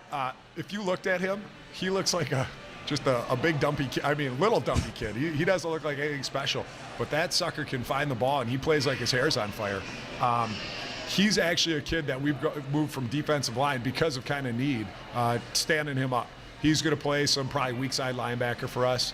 And again, we just think he can find the football. He's got a twin brother, Jared, that they kind of are they don't look the same, but they're kind of cut out of the same Gritty, cloth. right? Because they like their football. They're farm kids. So. We got to watch the Holman game last year, and I think, Steve, you would agree on tape, number 50, I seen him all over the ball. Over the place. I mean, he was in the backfield consistently. He's got a great first step. Yep. I think he's going to make an impact. And you talked about what you got up front, Samuel Scheidt. Is that how you say it? Scheidt. Yep. I mean, that guy, for 219 pounds, that's what it's listed. Yeah. I mean, he moves pretty well for 6'5", and then you got Parker Weber up front too. I mean, so you're talking, you got some continuity up front with some size. I mean, and you got little Wetstein back there. I mean, dangerous. You like your prospects up there? Or? Do like that.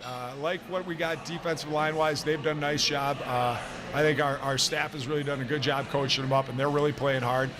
Like our defensive backs as well. The question for us for real is, can those linebackers find the football? We actually are moving some guys around to see if we, the thing always is get your best 11 on the field. So. All right, it's time now to talk with Coach Yashinsky, second year on Alaska as the head coach. And, Coach, obviously last year it was kind of a learning year for you, stepping in with, the new personnel, much like Coach Lee is doing this year. And really, I think the season turned out, in your mind, pretty good. I mean, from where maybe the expectations were. We had high expectations even with the thing. So did it turn out all right in the playoffs? Yeah, but I think we left some games on the table in terms of West Salem early on, lost on a missed extra point. We had some games, against Holman and Central, we really didn't show up, and that, weren't real happy with those. But if you look at the end of the year, where we played Medford real tough, and it was 6-0 going into the half, and it really is a 0-0 game if we don't throw an interception right before the half. We were proud of our kids and how they played against Medford. The final score didn't indicate how close of a game it was, but we threw 2 INTs for touchdowns in the second half.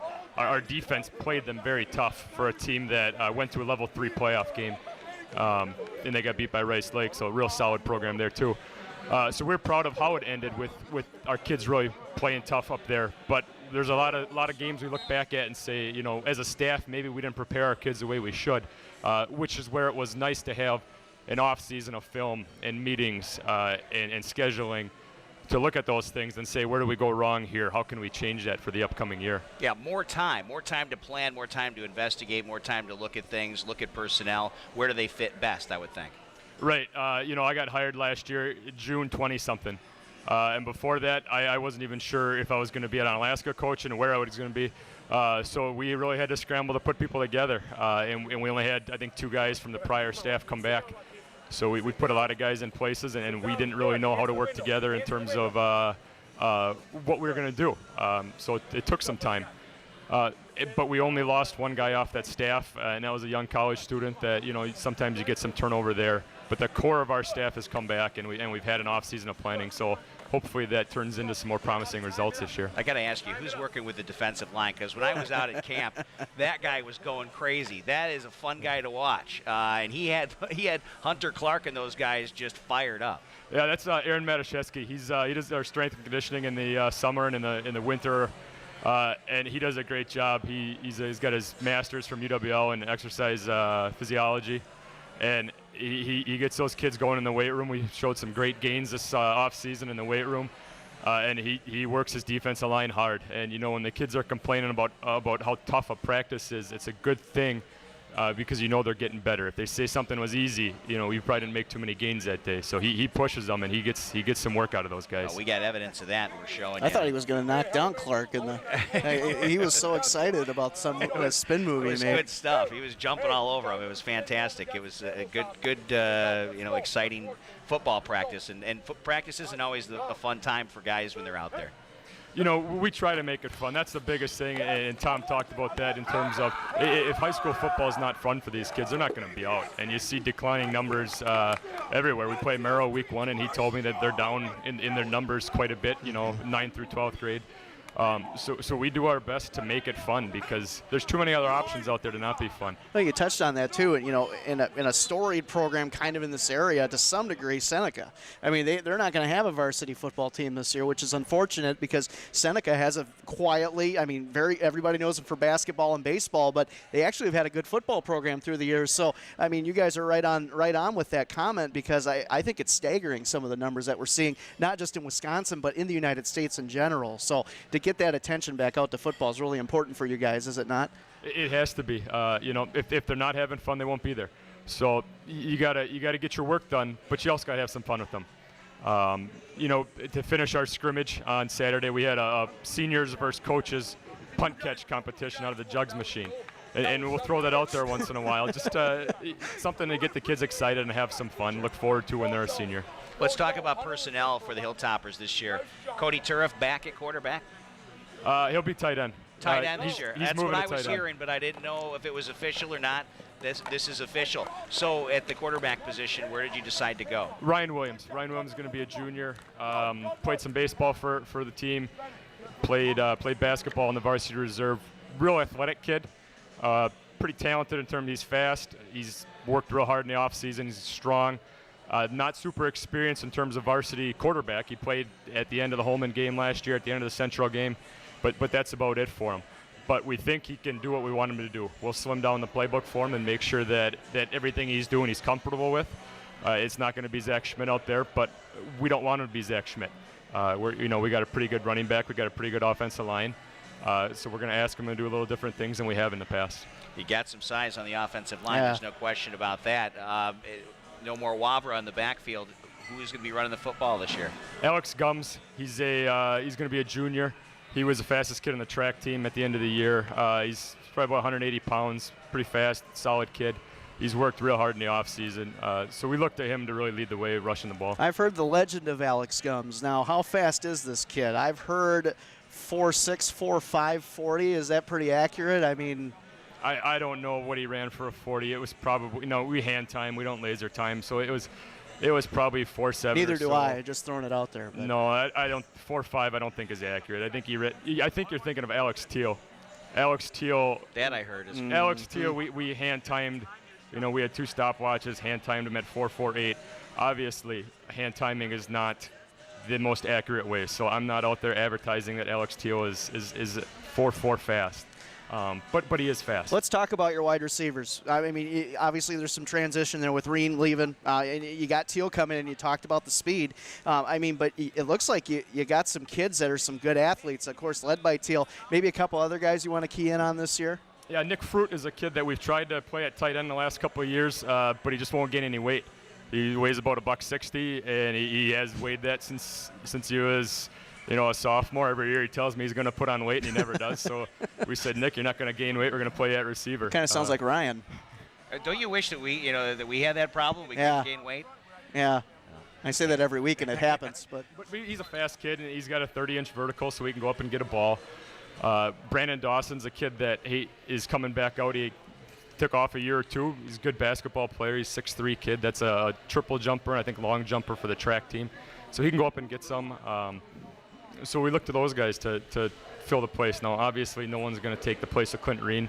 I told Casper for the Tribune today, I said, we could put a clinic tape on of throwing Clint the ball, blocking no one, and it'd make us look good. Clint was just really good with the ball in his hands. So it's a good quote. It is. It's fantastic. Casper's lucky on that one.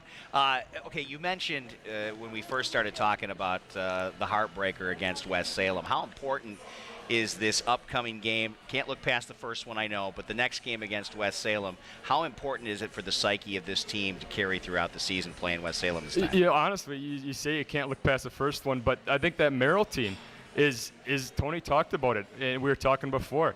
You flip on the film in Merrill, they were a solid team that, Tony was down to at halftime, and they didn't graduate anybody. I mean, just about everybody on film is back. So I think that's really going to tell us what we're made out of. And obviously West Salem the next week is going to be a huge game for us.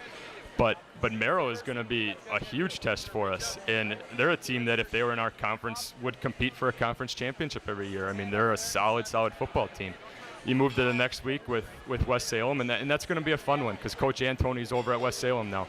And he's coming back to Tianna for the first time since he left last year, and it'll be a fun game. Our kids have a nice rivalry with West Salem, and it's probably the last year we'll play them for a while with the conference crossover with them in the SWC. So that's always a fun game, and it's always close. There hasn't been a game that since I've been at Tianna against West Salem that has been a real big point differential. It's always within a touchdown. What will the response be, you think, from the Hilltopper fans when Coach Antoni comes back? They'll be real supportive. I mean, everybody loved Coach Antoni was there. Unfortunately, he had to retire and he had to step down as coach at the same time. So, but he still subs in the school. All the kids at Passing League this summer are talking to him. Our kids, I'm sure, will all go shake his hand before the game. Everybody has so much respect for that guy, and I do too, because as a 22-year-old high school or a college kid, he gave me a chance to coach. So I owe all the respect in the world to him.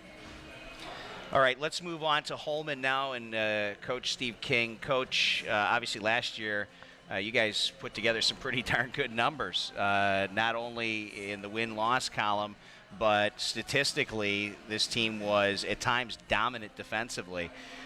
Coming into the season, you've got quite a bit of returners, including a quarterback and then a kid by the name of Dylan Martinez, who is what some say could be the top rusher in the MVC this year based on his numbers from last year and the amount of time that he was able to play. I mean, his average per carry was insane. Electric. Give us your take on how things finished up last year and where you think you're coming in this season. Well, we did have a pretty nice season last year. We had a couple of real good games with the gentleman sitting to your right over there. Aquinas and Central, they have both fine teams last year. We couldn't figure out how to stop Mr. Conway in our game with Aquinas, so we had a tough one there, and Tony's kids played extremely well against us last year to get a W over us there. But I thought that was a middle season. It was almost a little bit of a blast for us. Seemed like after that it was kind of a wake-up call for us, and our kids really responded well. And we rode a pretty hot streak there. The rest of the season, we started putting a lot of points on the board, and our defense got a lot of turnovers for us, gave us a short field a lot. Some of those scores were a little out of whack. They normally wouldn't be that way, but when you keep getting turnovers and you don't have very far to go to score, it is hard to tell your kids not to score, especially when that stuff happens in the first half. So we were happy with the way we went. We played a very good Wausau East team, beat them in the first round of the playoffs. And then we had to go up in Marshfield, and we scrimmage Marshfield every year. They got a tremendous program up there, but we didn't have all our athletes for that game either. I would have liked to seen us if we were healthy playing them, but injuries are part of the game, and unfortunately for us, it took its toll that game, and we weren't very successful in that game. But overall, I was proud of our kids. We had a fairly young team a year ago. Had some quality seniors that we lost from that team, but we've got an awful lot of kids coming back, and they are hungry. I'm just telling you that. I've never had a group as focused as this group is at practice. There is no screwing around going on. It's like they're on a mission right now. So. We're anxious to see where we're at Saturday when we scrimmage again against Marshfield and Black River Falls and Baraboo, and see what we've got. And and then we open up with Chippewa Falls a week from Friday. So Chi-Hi's the Big Rivers, they were down a little bit last year, but they're not going to be down for long because they got a pretty good program up there. We'll be out there on the Coulee Region Sports Network to cover that. That'll be our first kickoff game there on the 23rd. And I want to get back to that defense that you were talking about. Rooney and Hauser back, and obviously a force up front for you. Get into the defense and what your expectations are for them this year. Well, it's these guys have probably heard all the rumors anyway. We're switching to a 3-4 this year. So Hauser's going to anchor the middle of the line for us. And he's still a big old boy, and you know, he goes 3 bills plus, but he moves like a 250 pounder, and he's strong as a bull. You know, the thing we worry about with him is conditioning, because he is our center on offense also. But we're moving Greg Rooney back to a linebacker so he can raise holy you-know-what back there. And hopefully that's going to cause, you know, our opponents some grief. But we like what we're seeing there out of him. Noah Risch was hurt the second half of the year, and Noah's was one heck of a linebacker for us. That was a huge loss when we lost him after the Toma How much game. of a difference is that going to make to have him maybe healthy for a full season, because he was on track to have a tremendous year before he got injured? Oh, definitely. Noah's one of those athletes that he's a self-made man. You know, he's not very tall. He's 5'11". He goes about between 205 and 210. And he took his physique from a butterball, you know, to a man. There's no fat on that young man. I've never seen anybody work that hard in a weight room that's a high school athlete. He's dropped almost 3/10 of a second in his 40 time. He's running a 4.8. You know, he's the real deal. You know, we moved him from tackle to guard on the offensive line, and he will anchor the middle of our defense. He will be one of our inside linebackers in that 3-4. Coach, what made him turn the switch, though, physically? I mean, what made him get more physical? He's more driven. concerned about his health. He's driven. He wants to excel. You know, he's the kind of kid that you tell him, hey, you're 5'11". A year ago, he was 5'11", 230 pounds. He had a lot of fat on him. You know, you tell him, you know, you're just not fast enough, you're just not, and he takes that to heart. And he went all through the wrestling season. The only reason he went off for wrestling is to get better shape for football. Well, then he qualifies for state as a wrestler, you know. So he's a pretty darn good wrestler, but he's a self-driven man. I tell you, if I had 11 of him, we won't ever lose.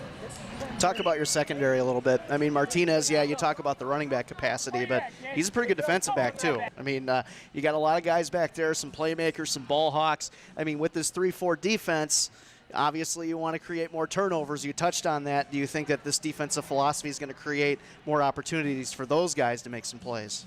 Well, we're hoping so. We're hoping we can put enough pressure on the opposing quarterbacks that they have to throw the ball a little quicker than they want to.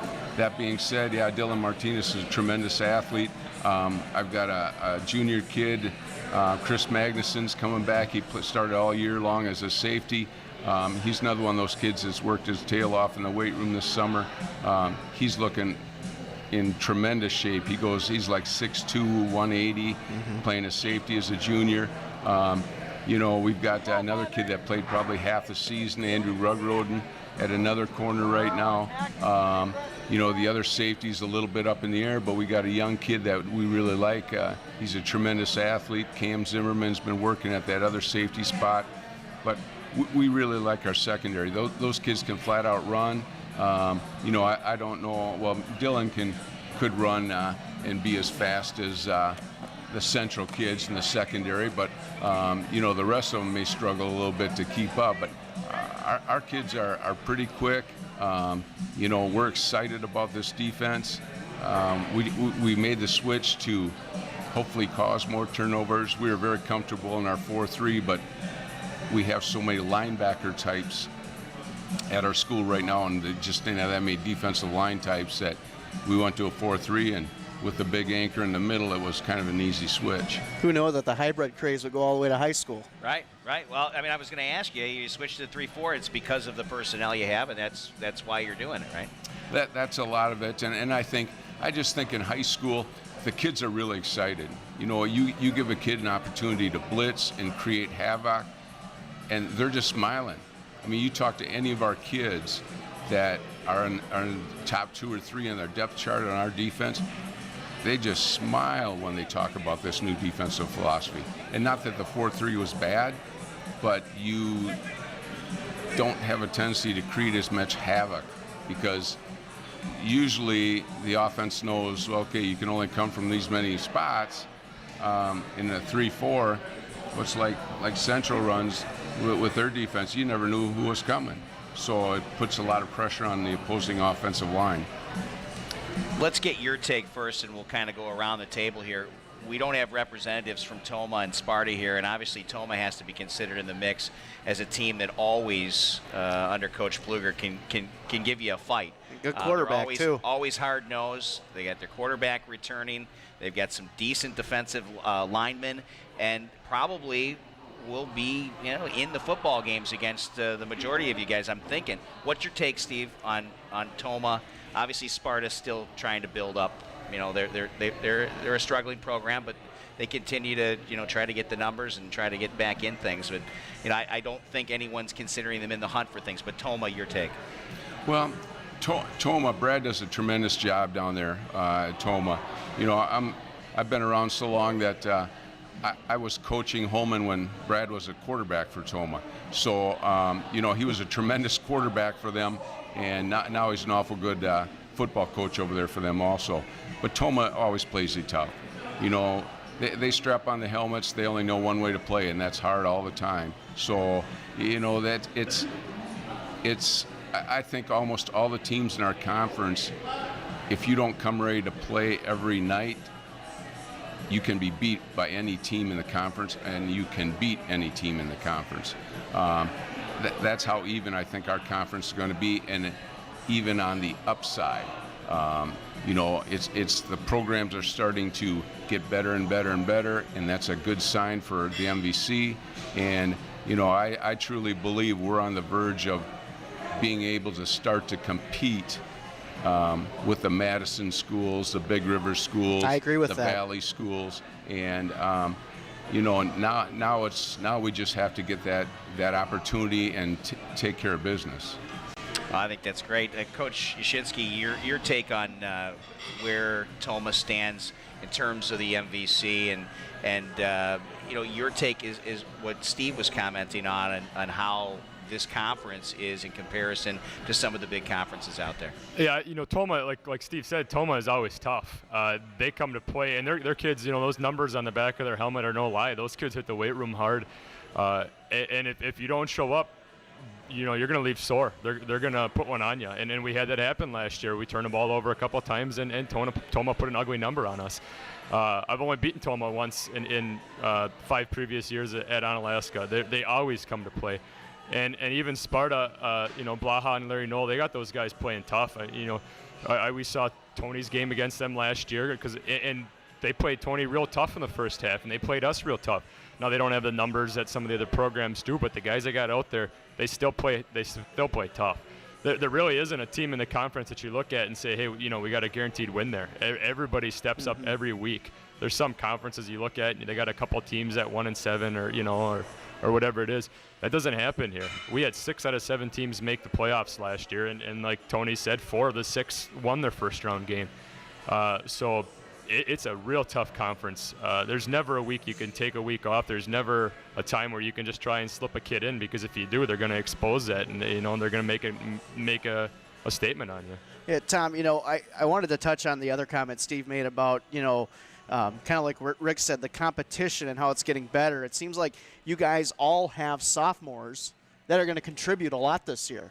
And that's a big sign. That's a big sign for Wisconsin football in this area, in Mississippi Valley football in general. I look at a lot of the rosters. You got guys that are going to be plugging in and playing, who knows, maybe week 5 if there's an injury that's going to come out and probably maybe play as well as the guy that was there before him. Is that a testament to the strength and conditioning programs that you guys are running? Or is it just like what Steve said? Are these kids driven and they just want to prove themselves?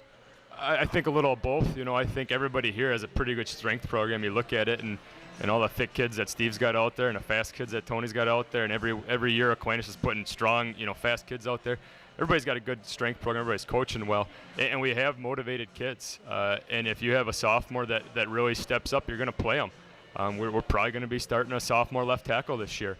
And it's not because we don't have anybody else. We got plenty of big kids. It's because the kid has stepped up and taken the spot.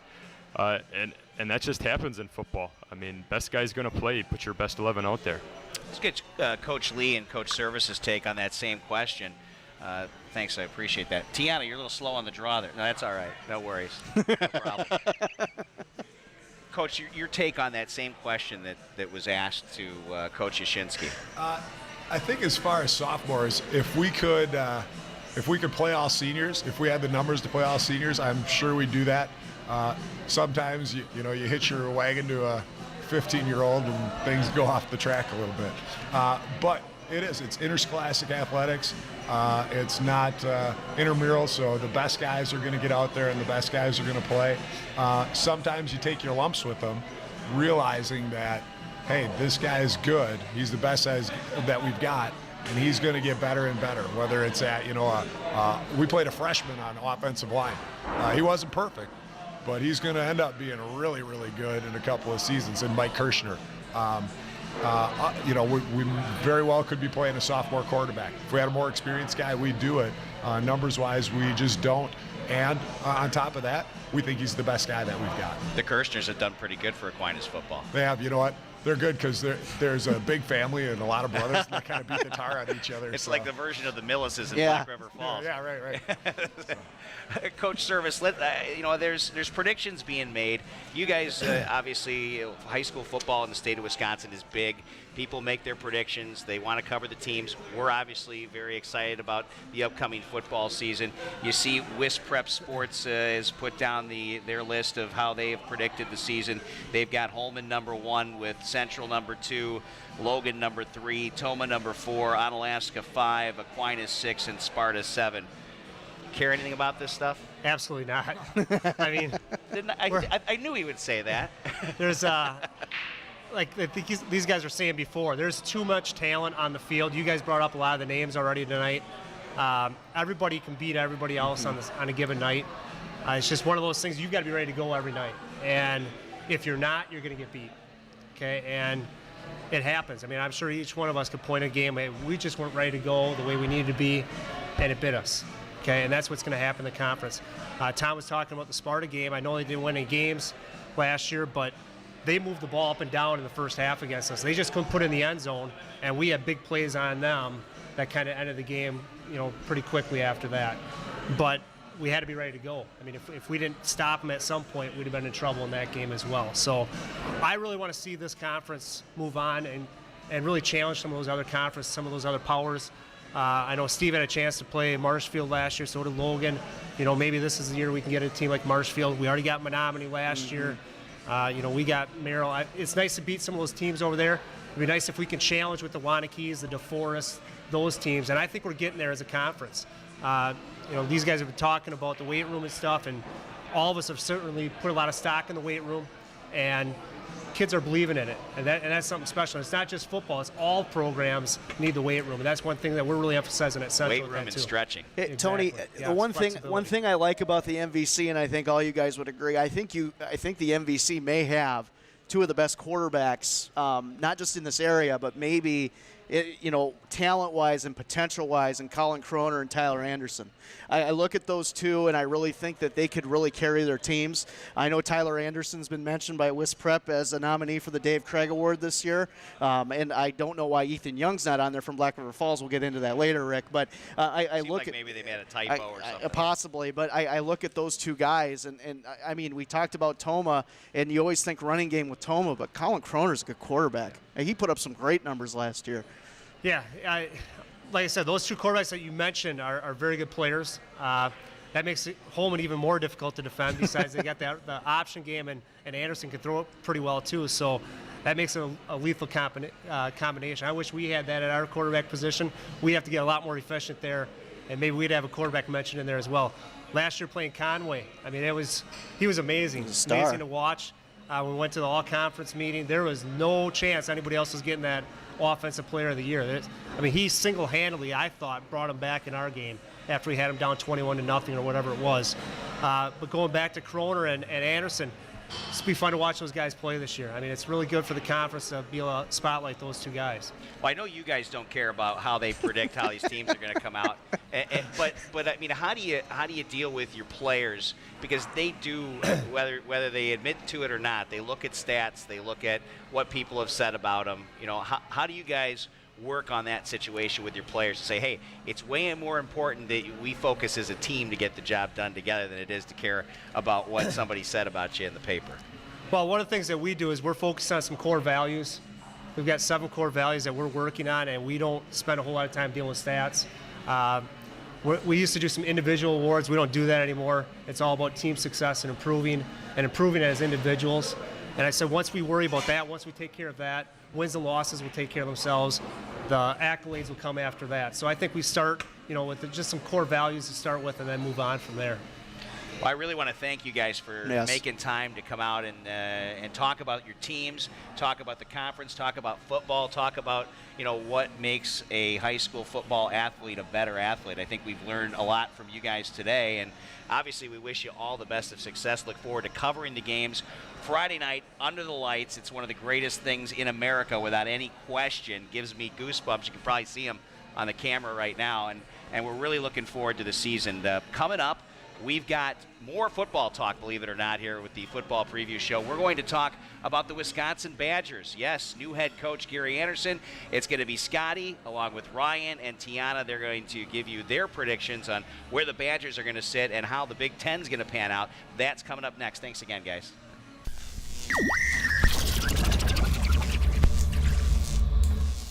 Reporting with Coulee Region Sports Network, I'm Tianna Vanderhei here with Logan Ranger head coach Casey Noble. Good morning, Coach. Good morning. How are you today? Very good. It's a beautiful day. Good.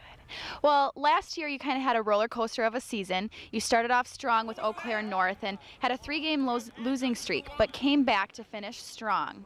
How do you see that strong finish starting this season? That strong finish is really carried over into our off season. This year our kids were really dedicated in the weight room. They got a taste of what that playoff wins feel like and making a run in the playoffs, and that's been the biggest thing. And now really we've tried to focus away from last year to really get these kids to realize that this is their season this season now. Whatever happened last year is no more, and the special season that they want to have is in front of them. Well, you have senior quarterback Mitch Schreiner coming back, and he was moved to this quarterback position late September and is said to be a key factor in your late season success. Where do you see him this year, and what are your expectations for him?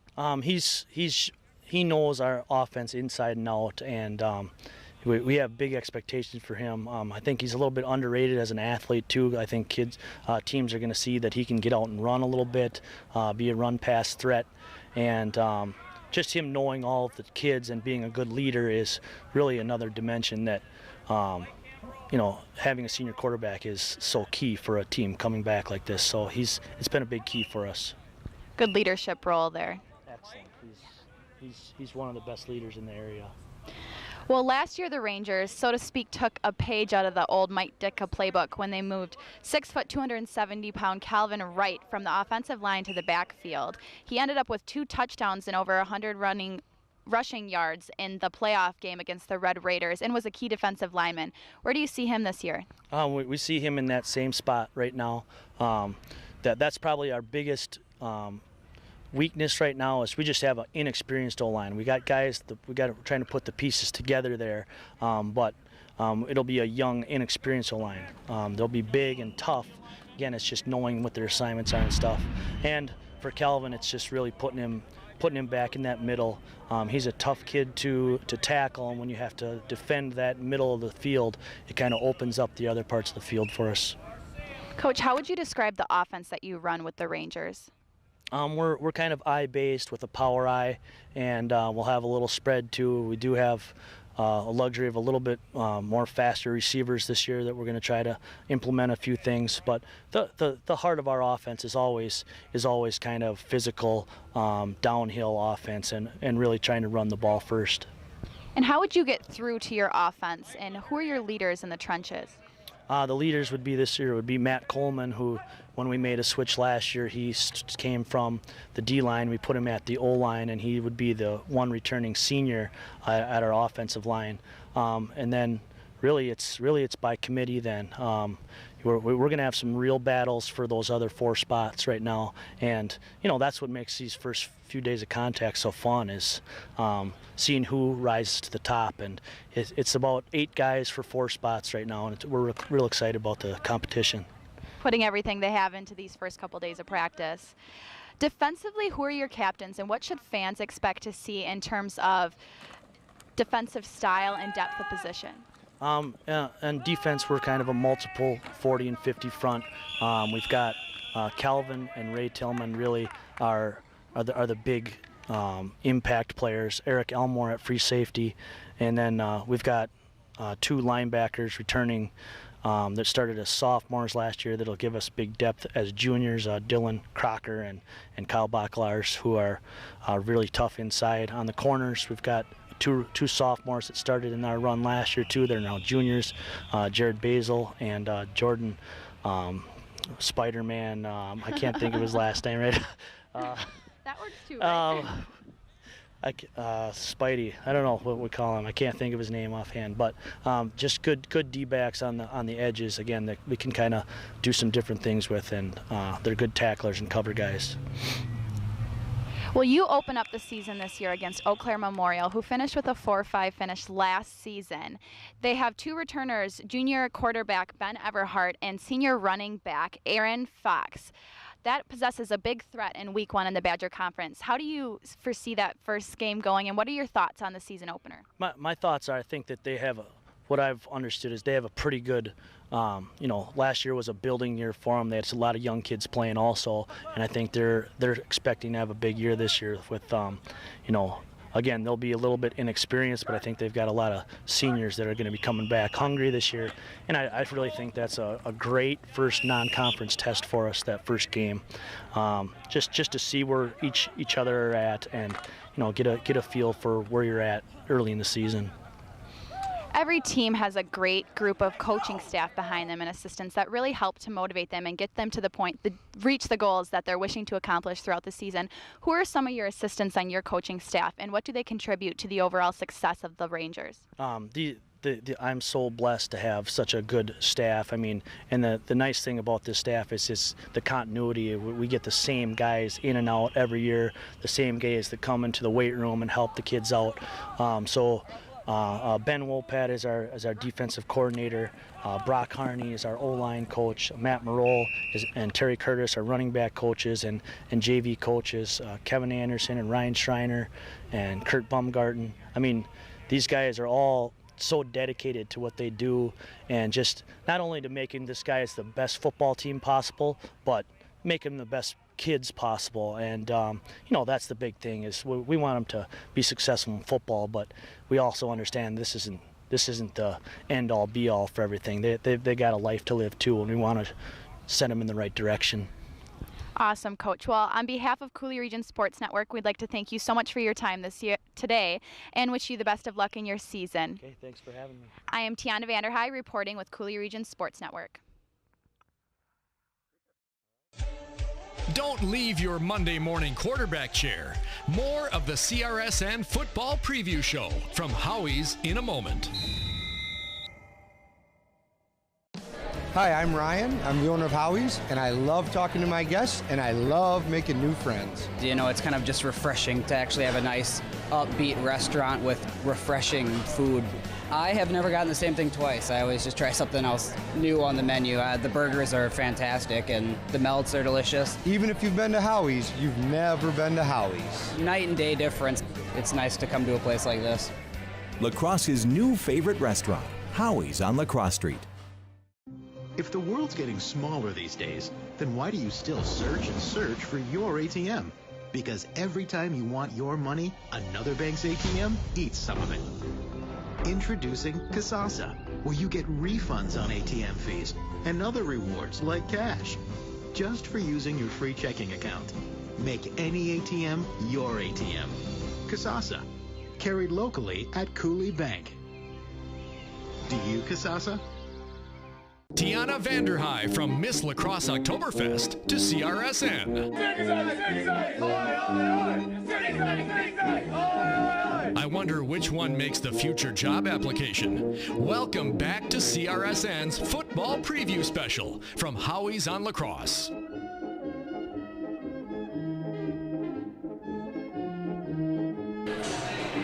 Welcome Welcome back to the CRSN football preview special from Howie's on La Crosse. Scotty Gran with Tianna Vanderhei and, of course, Ryan Kastenschmidt. We're going to talk Wisconsin Badger football, Big Ten leaders and legends. Is that what they call it, Tianna? There's a legacy down there. It's strong, and it'll continue. Aren't they changing that now? Because people thought it was I heard they're going to pass a rule that they're going to change the name of those divisions here soon. Did you hear anything about that? I did. They're working on switching it around. Yeah. Why do you think it is? Because you think it sounds as crazy as I think it does, or what? Maybe that's a factor in it. I don't really know. Ryan, your take on legends and leaders? I think a 12-year-old could have done better than that. That's my opinion. Yeah.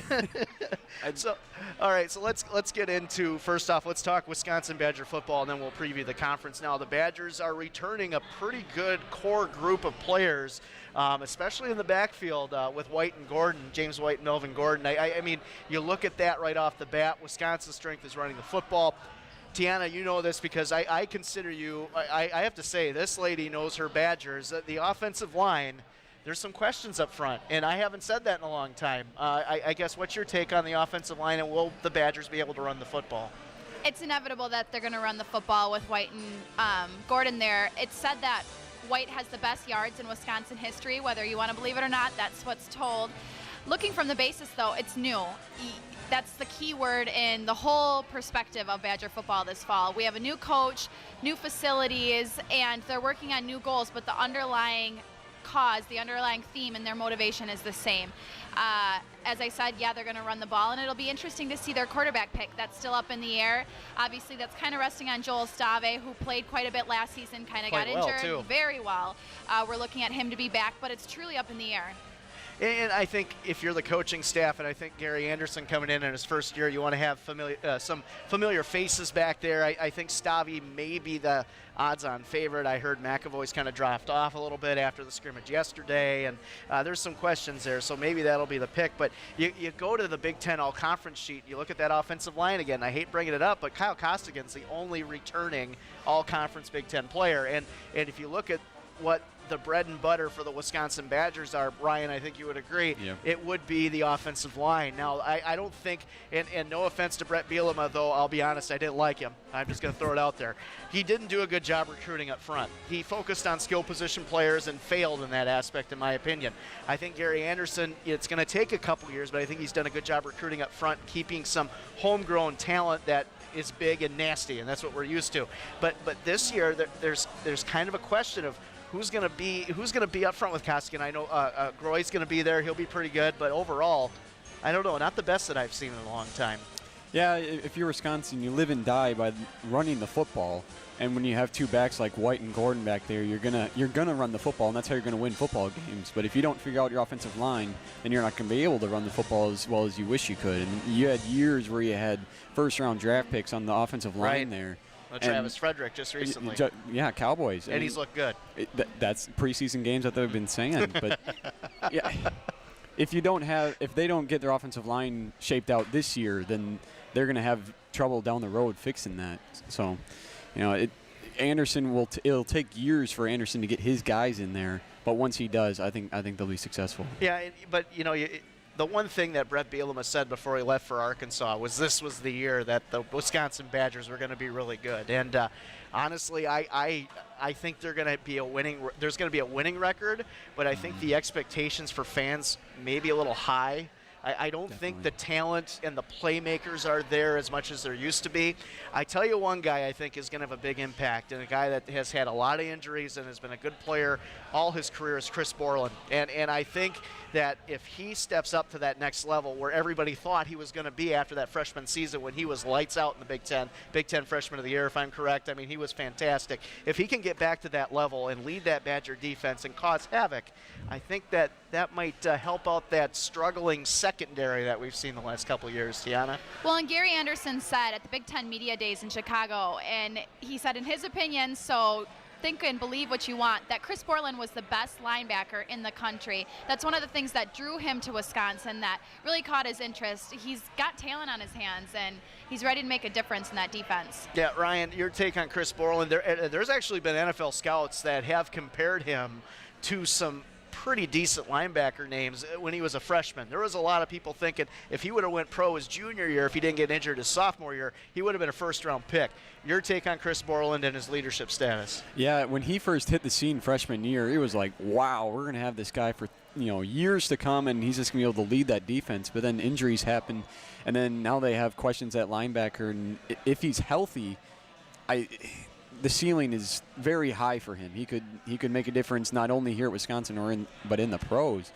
But it's all about staying healthy. But if he's on the field, he's definitely going to be a difference maker. I think the defensive line too, not as dominant. David Gilbert left the program. He actually signed on with Miami this week. I don't know if you guys heard that. He kind of just showed up after he said, I'm not playing football anymore. Oh, look, I'm going to go play for the U. How about that? Not playing football. Sure, way to go. But it's going to be interesting to see in that capacity. I don't think that they've had the edge rushers that they've had in the past. I mean, obviously, J.J. Watt's 1 in a million.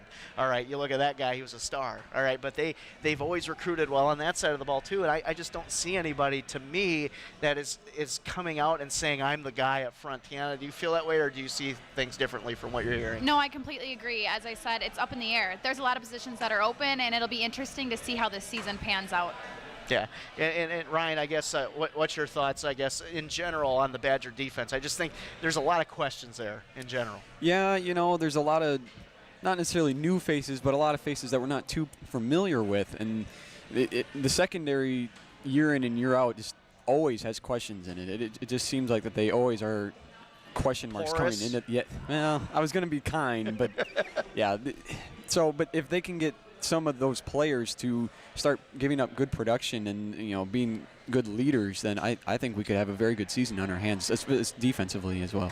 Well, and I think there's a strong supportive leadership role there. You have 23 seniors, and one thing that Gary Anderson has continuously said when his goals are addressed for this season is that he wants the seniors to walk away knowing they had a good experience at Wisconsin, and that's the bottom line. He's a very down-to-earth guy. He cares about his players, and I believe that's going to really make the difference. So he's not Brett Bielema is what you're saying? Complete opposite spectrum. I'm just throwing it out there. A little more down-to-earth. All right, but let's go back to the offensive side of the ball. Offensive line, granted or not, they got some playmakers. We talked about White and Gordon, but James Aberderis, that guy is something else. And I tell you, if he's not drafted at least in the third round of this year's NFL draft, I will be surprised. He's got size, great speed, and he's a self-made man. He's a walk-on, and the guy has turned himself into just this beast of a receiver. Have you seen the hands on this guy? I mean, I tell you what, you could throw 2 pies in his hand and it'd be no dice. I mean, he's going to catch everything that's going to come to him, and I really think that there's going to be a lot of secondaries in the Big Ten that will not be able to contain him.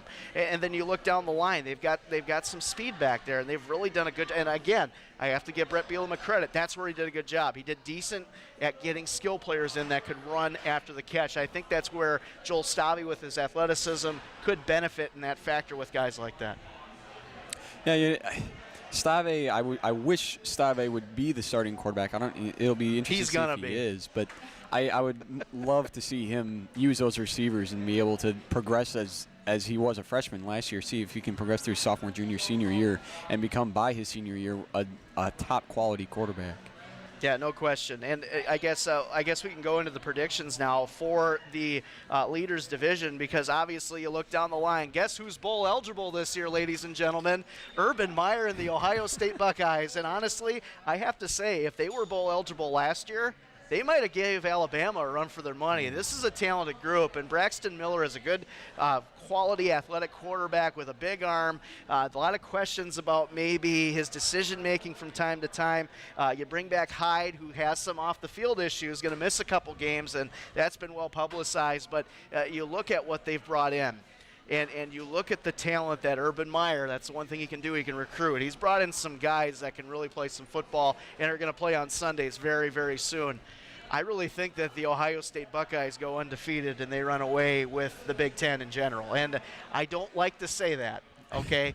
But you had me all tensed up there for a second. Yeah, I wasn't going to cry or anything. I hope you weren't either. But I think that the Ohio State Buckeyes actually might be 1A to the Alabama Crimson Tide. I think they're that good. Yeah, I have penciled in Ohio State going to the national championship game, and it pains me to say that because it's Ohio State, but they are good. They got Braxton Miller coming back. They're just going to be tough to beat. I don't see how on paper you can say, yeah, I think we can beat them. I'm going to remain with my beloved Badgers, but, Ohio State is going to have a good season. We play at Ohio State, which is going to give us a run for our money, but we'll come out strong. The motto is one day at a time, and I think Gary will take a good perspective and focus on that and prep the Badgers well for that game. And you look down the line now, I got Wisconsin finishing second at 8-4. I think they'll make a bowl game. It's not going to be a BCS game, unfortunately, but I think they're going to be there. I actually have Indiana in third place. I like the Hoosiers. They score a lot of points. Their defense is sketchy, but they've got a lot of seniors coming back. I think of all the teams in the Big Ten this year, there's two that are going to shock some people, and you heard it here first on CRSN. The Indiana Hoosiers and the Northwestern Wildcats over in the Legends Division are going to be two teams that are going to give a lot of people some problems. Now, the one thing that Indiana has is they have some athletes. They've got a starting quarterback coming back that is just going to explode, and I think he's just going to have another one of those seasons that Kevin Wilson, the head coach of Indiana, is going to like, another year in that progression of that program. Now, the next team I got is Rick Franke and his Illinois Fighting Illini, and they've done a good job of recruiting. I think they're going to be back into the mix a little bit in that Leaders Division, and then I rounded out with Penn State, going to take a step back from the sanctions. They lose some scholarship athletes. It's going to be a year that they fall back just a tad. Good coaching job at Penn State last year. I just don't think they have the guys coming back to replace some holes. And then Purdue. I mean, let's face it, Purdue is Purdue. I mean, they've got a pretty cool offensive system, but it doesn't translate to what they do on the defensive side of the ball. Do you guys have anything, I guess, any changes on those lists that you thought about? Or I'm a bigger believer in Penn State than you are. I was very surprised with how they performed last year, and it is true that they're losing a lot of their scholarship athletes, but coaching can go a long way. Bill O'Brien's a good coach. He's doing a good job there. He came over from New England, and he's doing a good job. So I think on coaching alone and heart and pride that they show, I think they're going to surprise and maybe finish third or fourth. So you're going with Bill Belichick and the Jedi mind tricks of I'm Bill going O'Brien. with Bill Belichick. Yeah. All right. Tianna, what do you got? I think I'm good. Other than sticking with Wisconsin, I think it's going to be neck and neck with them in Ohio State. All right, go over to the Legends Division. I got Michigan going number 1. Taylor Lewin coming back for his senior season, the best offensive lineman prospect in the country. I think he'll be the first offensive lineman taken in this year's NFL draft. Northwestern second. A lot of people are high on Nebraska. I'm not. I really think that they're a one-trick pony. And Star Martinez is a turnover machine. I don't think that the offensive line is as good as it's been in the past. That's why I like Northwestern there. Michigan State and Minnesota kind of going back and forth. I'm leaning towards Michigan State because Minnesota, they brought in some talent, but they're not quite there yet. And then I have to say it, but the Iowa Hawkeyes, I mean, I'm shocked. But, I mean, I tell you what, their recruiting hasn't been as good. They're not keeping their athletes in the state. They're losing some guys to some programs like Illinois, like Minnesota. It's hurting them. I think Iowa finished last in the Legends Division. What do you guys think? I would say Iowa would finish at least not last. They got big boys going through there consistently, and I think they can strengthen their way through a few wins. But I'm more on the Nebraska side than you are, and I think Nebraska could push Michigan for the winner for the Legends Division title. But I would say a Michigan-Ohio State Big Ten championship game would be pretty awesome. I think that's what everybody would like to see. Tianna, what do you think about the Legends Division in the Big Ten? I, too, would have Iowa higher up there than you have them, but that's just my personal opinion. And everybody has their own opinion, so what do you do? But, well, that wraps up the talk about the Big Ten, the Wisconsin Badgers, CRSN's predictions for this season. We're going to come back and talk about, guess what, everybody's favorite division, well, ours anyway, in the NFL, the NFC North, as the 2013 football preview special comes back on Howie's on Lacrosse Street. Scotty Gran just deked out your blind side to steal your chips. Get another bag because there's more of the CRSN football preview show from Howie's in a moment. Cleaning hard water spots takes time and effort. Be sure your water softener is working properly. Your Culligan man can make sure any brand water softener is working by performing a 10-point inspection. For this special offer, call and say, "Hey, Culligan man." Jones Construction, specializing in residential remodeling. If it is in or on your house, Jones Construction can fix it, update it, or add on to it. Kitchens and bathrooms, countertops and backsplashes, windows and doors, siding and decks, you name it. Jones Construction can do it. Owner-operator means hands-on from start to finish. Fully licensed and insured with over 20 years experience. Contact Phil with Jones Construction today, 608-386-8292. Hi, I'm Ryan. I'm the owner of Howie's, and I love talking to my guests, and I love making new friends. I've always enjoyed the food that has been served, and I would highly recommend anybody to come down. You can bring your family here. It's family-oriented. It's wonderful. It's fantastic. Chicken nachos are yummy. Even if you've been to Howie's, you've never been to Howie's. Oh my God, I love Howie's. I love what they did with the place. It's a wonderful place to hang out with your friends. La Crosse's new favorite restaurant, Howie's on La Crosse Street. Rick Franke just got back from Bears camp in Chicago. The Bears. The Bears. I don't know what's worse, Madden's crush on Brett Favre or Rick's man crush for Brandon Marshall. Welcome back to CRSN's football preview special from Howie's on La Crosse.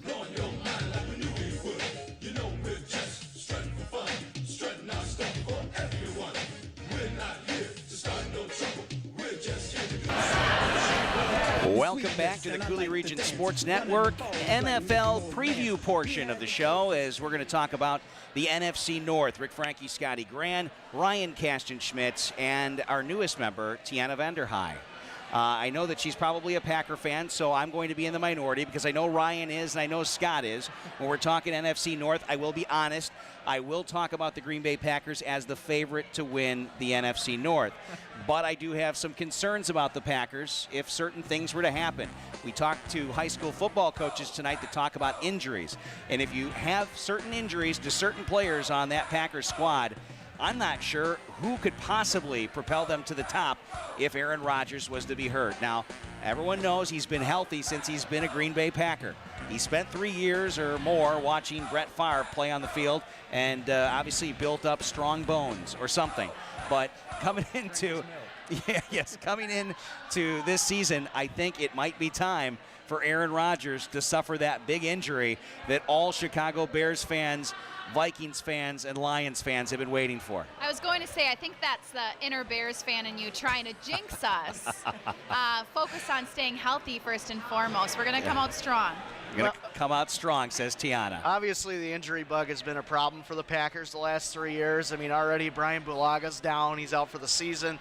I know David Bakhtiari looks good right now, but he's a rookie fourth-round pick out of Colorado playing left tackle. Good job with the pronunciation. I hope you can do that on Friday night under the lights. Me too, yeah. And hopefully after a couple beverages at Howie's. But anyways, getting back to what we're talking about, you look at the Packers, and they have so much talent. And they can really put it together with the guys that they have put together over the last 3 seasons. You know, the defense has been an Achilles heel, Ryan. I think you would agree, but I think maybe this is the year that some of that talent rises up, and I think the Packers are going to have a better defense than people think. Yeah, they've had a lot of young guys. Ted Thompson did a good job getting the team very young, and then over the years they got a little bit older, and now he's starting to restock that young core that they have. I think if Aaron Rodgers was to go down for a game, 2, maybe 3, I think we could still win a game or 2. Vince Young, he'll save the day. Hey, Graham Harrell's looked good this preseason. No, he hasn't. Well, they've only played one game, and the Packers scored 0 points. How can he look good? I'm sorry, Ryan. I hate to disagree with you, but if Aaron Rodgers goes down, the ship goes down with it. And then that's the bottom line with that one. I got to give credit to Mike McCarthy and the rest of the team. I think the defense could lead him to a win against maybe like the Cleveland Browns or something like that. Hey, those Browns looked really good in their preseason game, though. The Lions went 4-0 when they went 0-16. Yeah. So preseason. It doesn't mean all it does is help coaches evaluate personnel that they want to bring onto the team in those last roster spots. It is repetitions for the guys who are going to be the starters, just to get out there and play a little bit and hopefully get through the game without an injury. That's what preseason is. And obviously for the NFC North, if you watched all 4 of the teams in the NFC North, only one of them looked good in their preseason game, and that was the Lions. And the Lions, to me, are a team that people should pay attention to because they fixed the things that they had wrong. The only thing that still needs to be fixed is their secondary. But you bring in Reggie Bush and give Stafford another weapon out of the backfield like that, and you have the Megatron, who's clearly the most dominant receiver. And then Brandon Marshall's right after that. There's a couple other guys. I like Brandon Marshall. I don't have a special weird fetish about him like he says, but I do like Brandon Marshall. That's determined, I guess. And then you've got Pettigrew at tight end. You've bolstered up with veterans on your offensive line. You've helped out your defensive line with a beast out of the draft. You're going to put more pressure on the quarterback when they play the Packers, when they play the Bears. Cutler and Rodgers are going to have to worry about that pass rush. I think the Lions will be tough. If they're healthy and Stafford stays upright, Bush stays healthy, again, we're talking injuries and how they can affect a team. That team's going to be very lethal. Fairley and Sue are obviously one of the best defensive tackle tandems in the NFL if you look at talent. Ziggy Ansah, he hasn't played a full season in college. He had a good first preseason game, and we keep going back to that. I think he's a good athlete. I think he's going to transition well to the NFL. I think he's going to be a good player. I really do. But the one thing you brought up, Rick, and I know the pass rush can only fix so much, but that secondary gives up so many yards. Louis Delmas is the glue that holds it together, and he can't stay healthy. Louis Delmas is already hurt in the preseason. If Louis Delmas is not on the field for the Detroit Lions, they will struggle again stopping the pass. And I really think that that's a focal point for Detroit, but you hit the nail right on the head with the offense. Stafford's going to have a monster year. He might throw for 5,000 yards. I could see it. Fantasy football quarterback, I'll take him. And Riley Reif has looked good in the preseason at left tackle. A lot of people had their doubts, but he's looked fantastic. You talked about the old guard coming in, and literally old guard that Detroit's bringing in on the offensive line, but it's experience.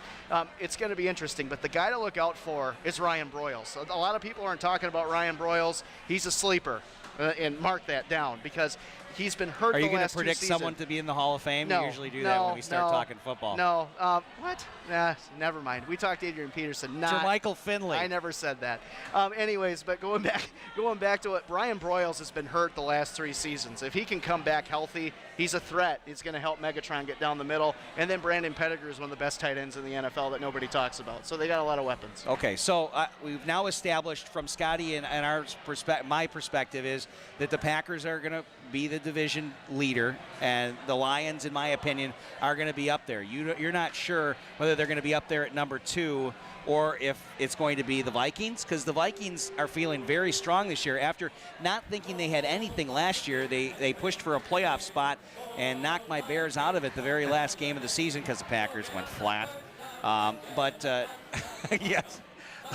So the Vikings fans are feeling good. Granted, they don't trust their quarterback in Christian Ponder, but they have Matt Castle now as their backup. And today I heard some radio personality talking about the fact that Matt Castle will take them to the promised land. Is that a possibility? No. I think the Vikings take a step back. I really don't think. I think they exceeded a lot of expectations last year, personally. I think their defense is getting old. I mean, I like some of the pieces that they brought in. I really like Xavier Rhodes. I think he's going to be a good cornerback for them. But I tell you what, there's a lot of things defensively that worry me about Minnesota. And then you talk about Christian Ponder and the consistency issues. There's a lot of weapons there. Obviously, they bring in Greg Jennings. Cordell Patterson comes in. He looked good, but a lot of drops. Viking fans, a lot of drops in that first game. You'll see that a lot this year with him. Game. A lot this year from him. He drops a lot of balls. He did at Tennessee. Kyle Rudolph is a weapon. I love Kyle Rudolph. I think he's the most underrated tight end in all of football. Physical guy. I like him. And I wish the Packers had him on their team, to be quite honest with you. But and their offensive line is so good. Instead of the future Hall of Famer Jermichael Finley. Their offensive line is so good and so talented that Adrian Peterson could probably run for maybe, I don't think 2,000, but maybe 1,700. But I just don't. I think the quarterback issue is going to put the Vikings at 500 this year. And that's why I have them in the 3rd slot, possibly the 4th slot. Bears and Vikings. The reason I put my own Bears in 3rd or 4th slot is because new head coach, new offensive coordinator, new defensive coordinator. I don't know. So I want to kind of undershoot things. So if they do really well, then I'm just happy about it. I don't have those expectations. You know what I mean? I think you and Rick and Scotty here have been drinking the Coulee that they're serving in Detroit, because the one thing that Detroit hasn't fixed is that they're Detroit. Well, that is always people have said that they're going to break out every year ever since they got Stafford. And every year, his numbers have been great, though. His numbers have been fantastic. Cars still blow up downtown. We know that. No, when you said that, I agree with you. Detroit still is a cesspool. I mean, it is. I mean, I'm sorry if you're watching and you live in Detroit. You know it already. Detroit just doesn't have it. If Stafford's had a few injuries, and the secondary isn't very good. They're going to give up a lot of yards to guys like Aaron Rodgers, who they play twice a year. And Minnesota, who, with Adrian Peterson having one of the best seasons a running back has ever had, sneaks into the playoffs. Amazing season. Yeah, amazing season. Sneaks into the playoffs and gets beaten in Lambeau. Peterson will not have that year again, because those seasons just don't come around. If he does, you might as well just put the statue up right in front of the Hall of Fame. And then, so if he doesn't have that season again, they're going to struggle to break 500. To correct my young intern, I'm not drinking the Lions Kool-Aid. I'm just pointing out what they're good at. I actually have Detroit at 7-9 and finishing dead last. Okay, but Rick, I have to say I am drinking that Lions Kool-Aid. Rick, I have to say I'm a little higher on Chicago. I really think that Trestman, though he's a young coach, he is really I know it's the Canadian Football League, but he was lighting up teams with 50, 60 points a game with this offense.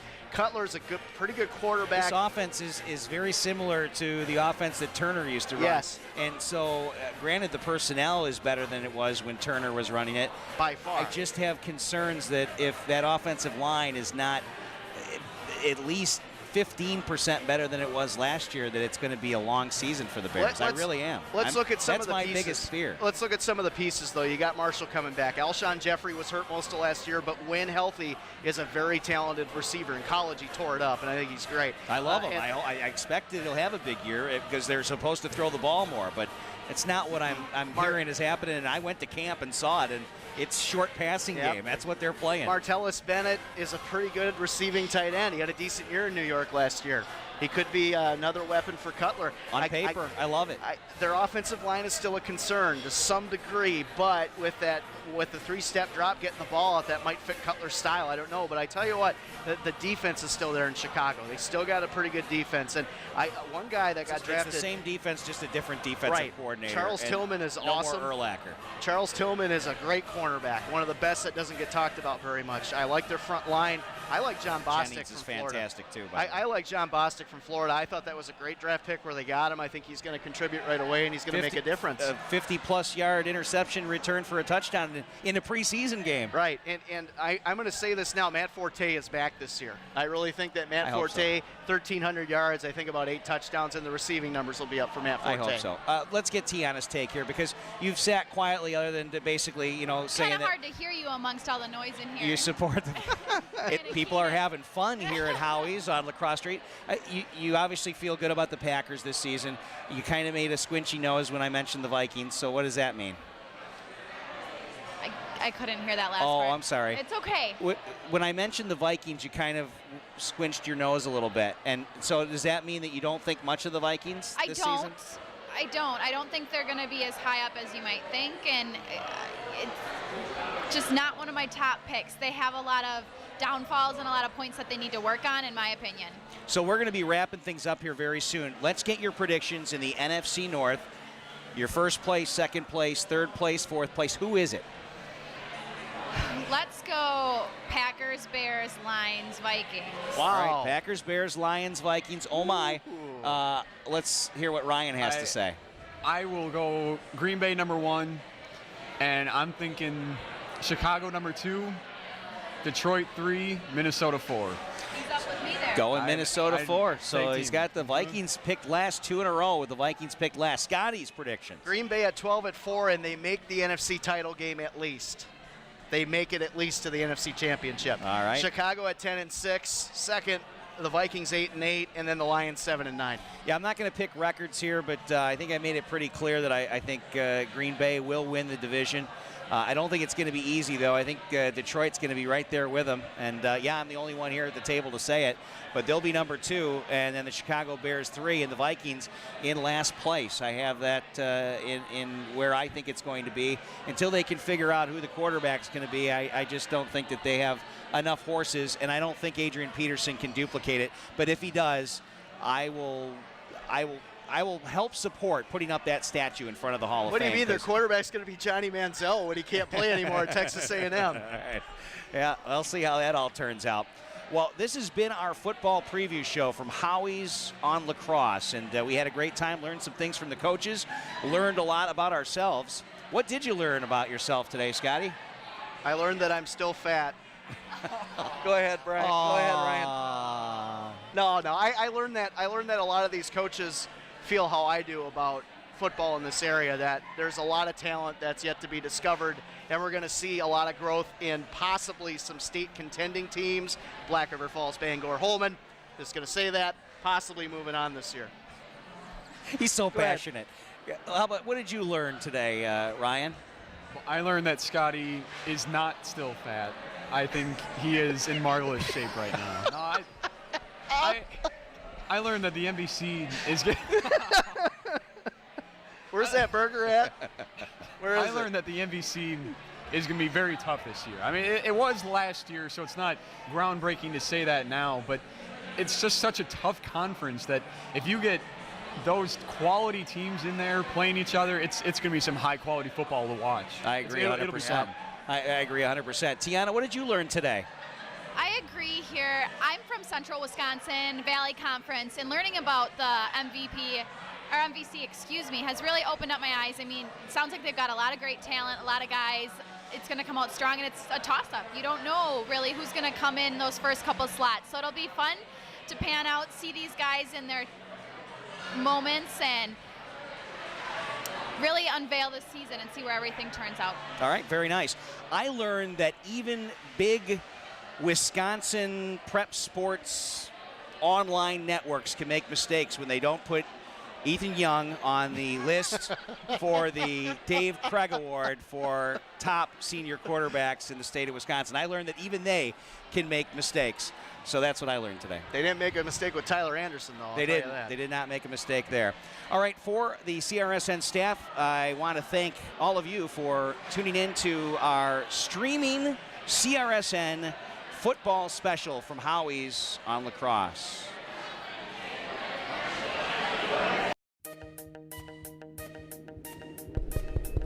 Is this thing on?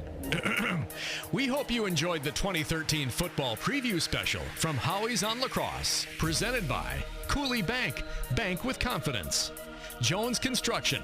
Call Phil for your home improvement project, 608-386-8292. Builders Flooring, flooring experts so you don't have to be. Culligan of La Crosse, better water, pure and simple. The 2013 football preview special has also been brought to you by Howie's on La Crosse, your ultimate sports viewing venue. Radio 1 Broadcast School. Check them out online at radio1school.com. And Buffalo Wild Wings Bar and Grill in Onalaska. Wings, beer, sports. This has been a CRSN sports presentation.